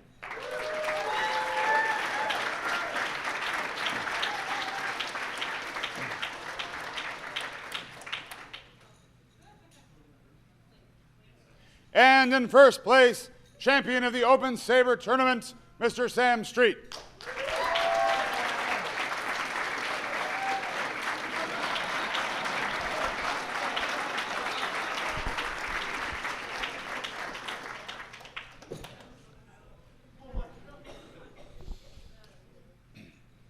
The prize for third place is a protective skirt from Spes.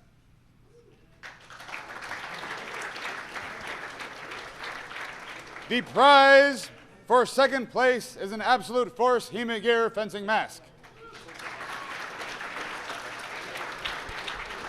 Third place will receive the saber that they fought the match with, and also an extra long HEMA bag from Absolute Force HEMA Gear. Thank you, gentlemen.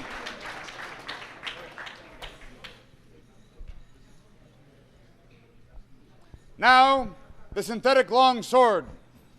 In fourth place, Mr. Dave White.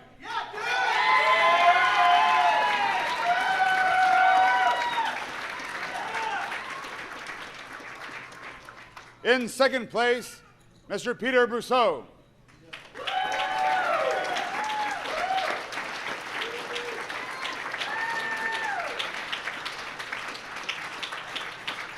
Did I say second again? Third place. In second place, for real this time again, Mr. Myles Cupp.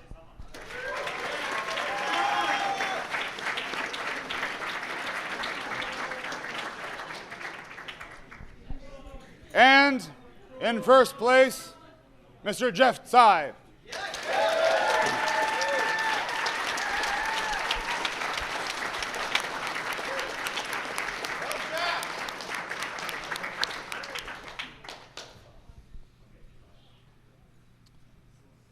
The third place prize is a back of the head protector from Spes.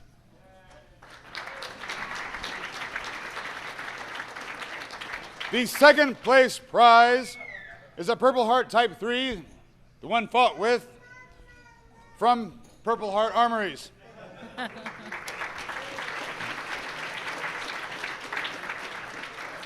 First place is also the Type 3 from Purple Heart Armories, and you'll have to order this, and a pair of gloves from Black Lance Technologies. Custom made, custom made. Thank you, gentlemen.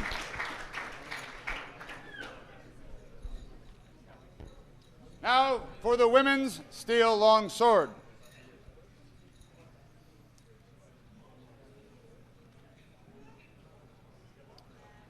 In fourth place, Miss Amanda Trail.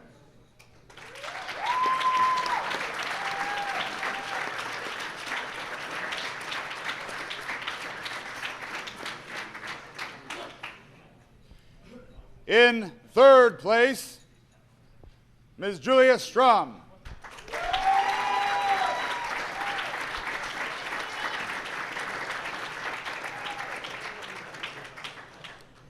In second place, Miss Eliisa Keskinen.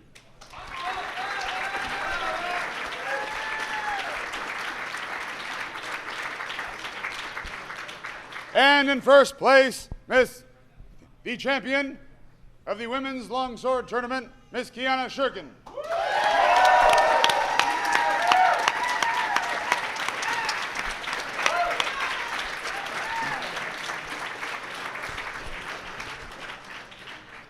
The prize for third place is a deluxe knee and deluxe neck protector from Absolute Force HEMA gear. For second place, an Absolute Force HEMA gear HEMA fencing mask.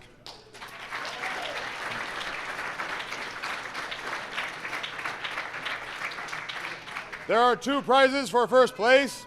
The first is a custom-made pair of sparring gloves from sparringglove.com.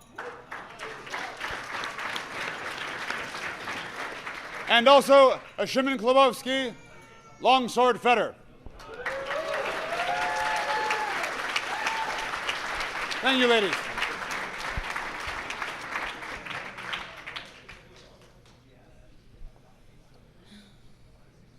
Now for the open steel long sword. Because the open steel long sword was the largest of our tournaments and unique in the U.S. at this time. I expect that to change very quickly. We will be issuing medals, or providing medals, for 5th through 8th place as well. In 8th place, Mr. Mackenzie Ewing.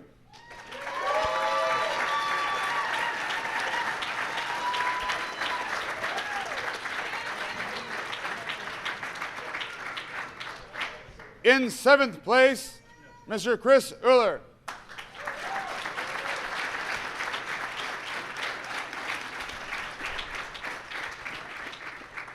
In 6th place, Mr. Matt Iverson.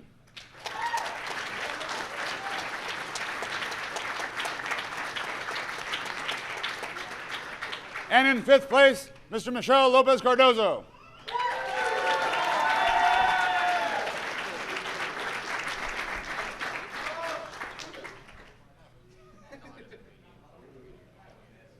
A round of applause, please.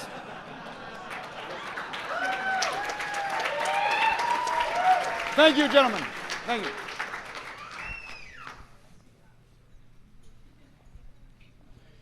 Now for 1st through 4th place in the open steel long sword. Also, there is one more prize that we will be giving out after this. In the open steel long sword, 4th place, Mr. Richard Marsden.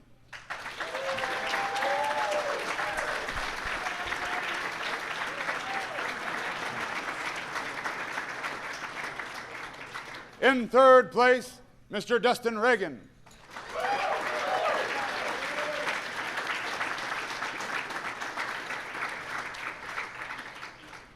In 2nd place, Mr. Matias Parmala.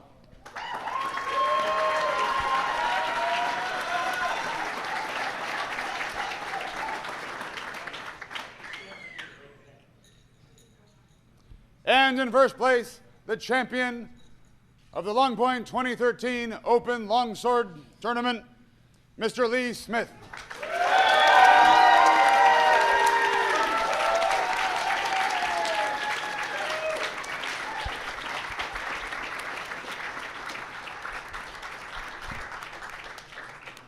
The prize for third place is an extra-long HEMA bag from Absolute Force Fencing Gear.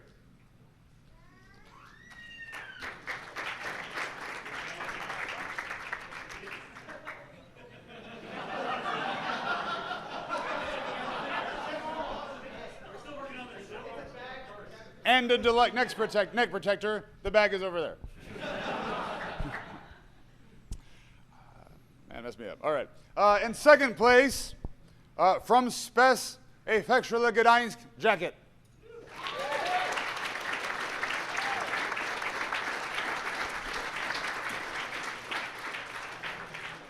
For first place, 3 prizes.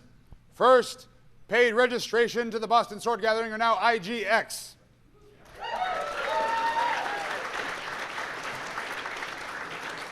Also, a custom-made pair of sparring gloves from sparringglove.com. And finally, a longsword fetter from Szymon Chlebowski.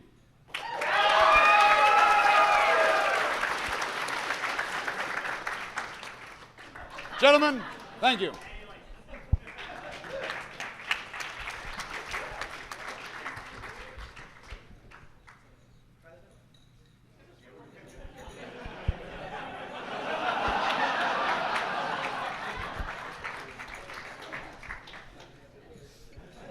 Now, your attention, please. Now, the real main event for Longpoint 2013, as many of you know, was the triathlon. The triathlon is a combination event which included Ringen im Grublein, the cutting competition, and the open steel longsword competition. These being demonstrations of 3 fundamental skills towards being a well-rounded longsword fighter in the historical European martial arts community. As such, this should be considered the highest award that Longpoint has to offer this year. In third place, hiding from me.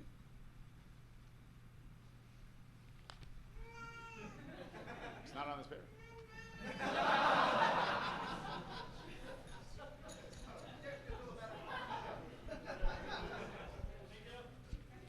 Make it up. Yeah, that's going to work.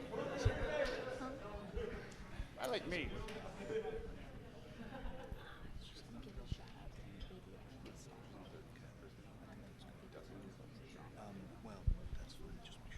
In third place, Mr. Tristan Zukowski.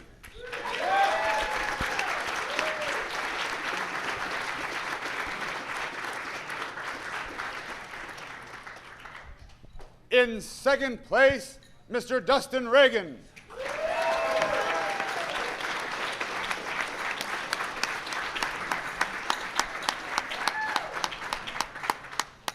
And in first place, the champion of the Longpoint 2013 Triathlon, Mr. Sean Franklin.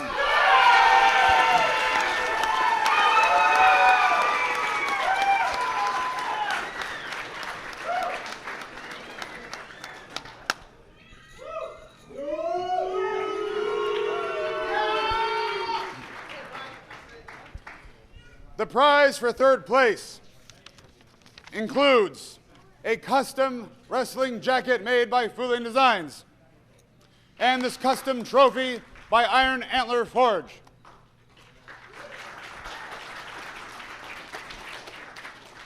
The prize for second place includes an Axel Pedersen jacket from Spes and this custom metal trophy from Iron Antler Forge.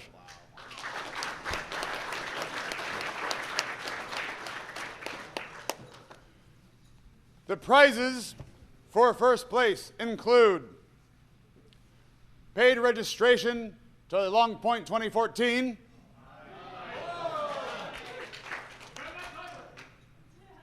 a deck of HEMA trading cards, courtesy of Meg Floyd.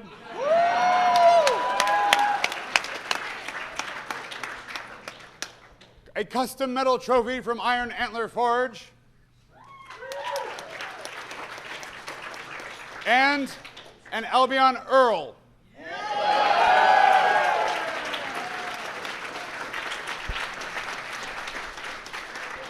Gentlemen, you are at the cutting edge of what we expect HEMA to be. Thank you.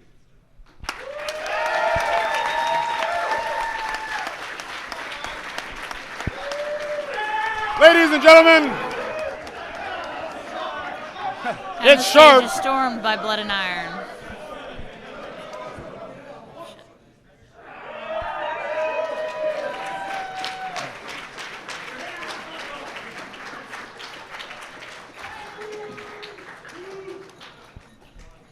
Ladies and gentlemen, that concludes the live stream broadcast for Longpoint 2013.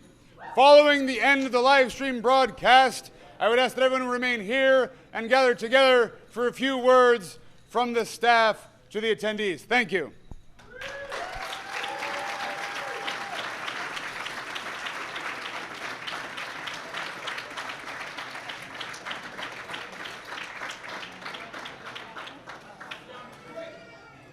Can we talk now? Yep. So I think we're going to go ahead and wrap things up. Thank you all. Lots of people that we need to thank.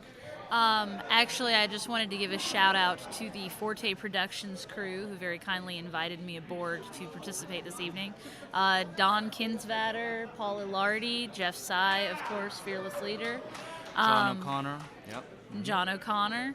I want to give a shout out to the MKDF staff and all of the volunteers who made this weekend possible.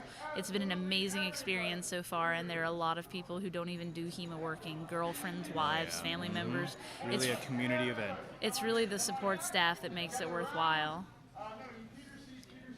And I think we are all going to go now and enjoy the rest of the weekend. But before we go, we're going to remind you that this is the second in the series, and there's a third coming up in Boston at Iron Gate Exhibition late in September, the 20th through the 23rd.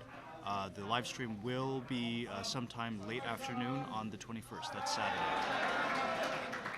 And looking a little bit further beyond that, there will be a fourth live stream, which will take place at sort of the grandfather of live streams in HEMA, Swordfish, in November.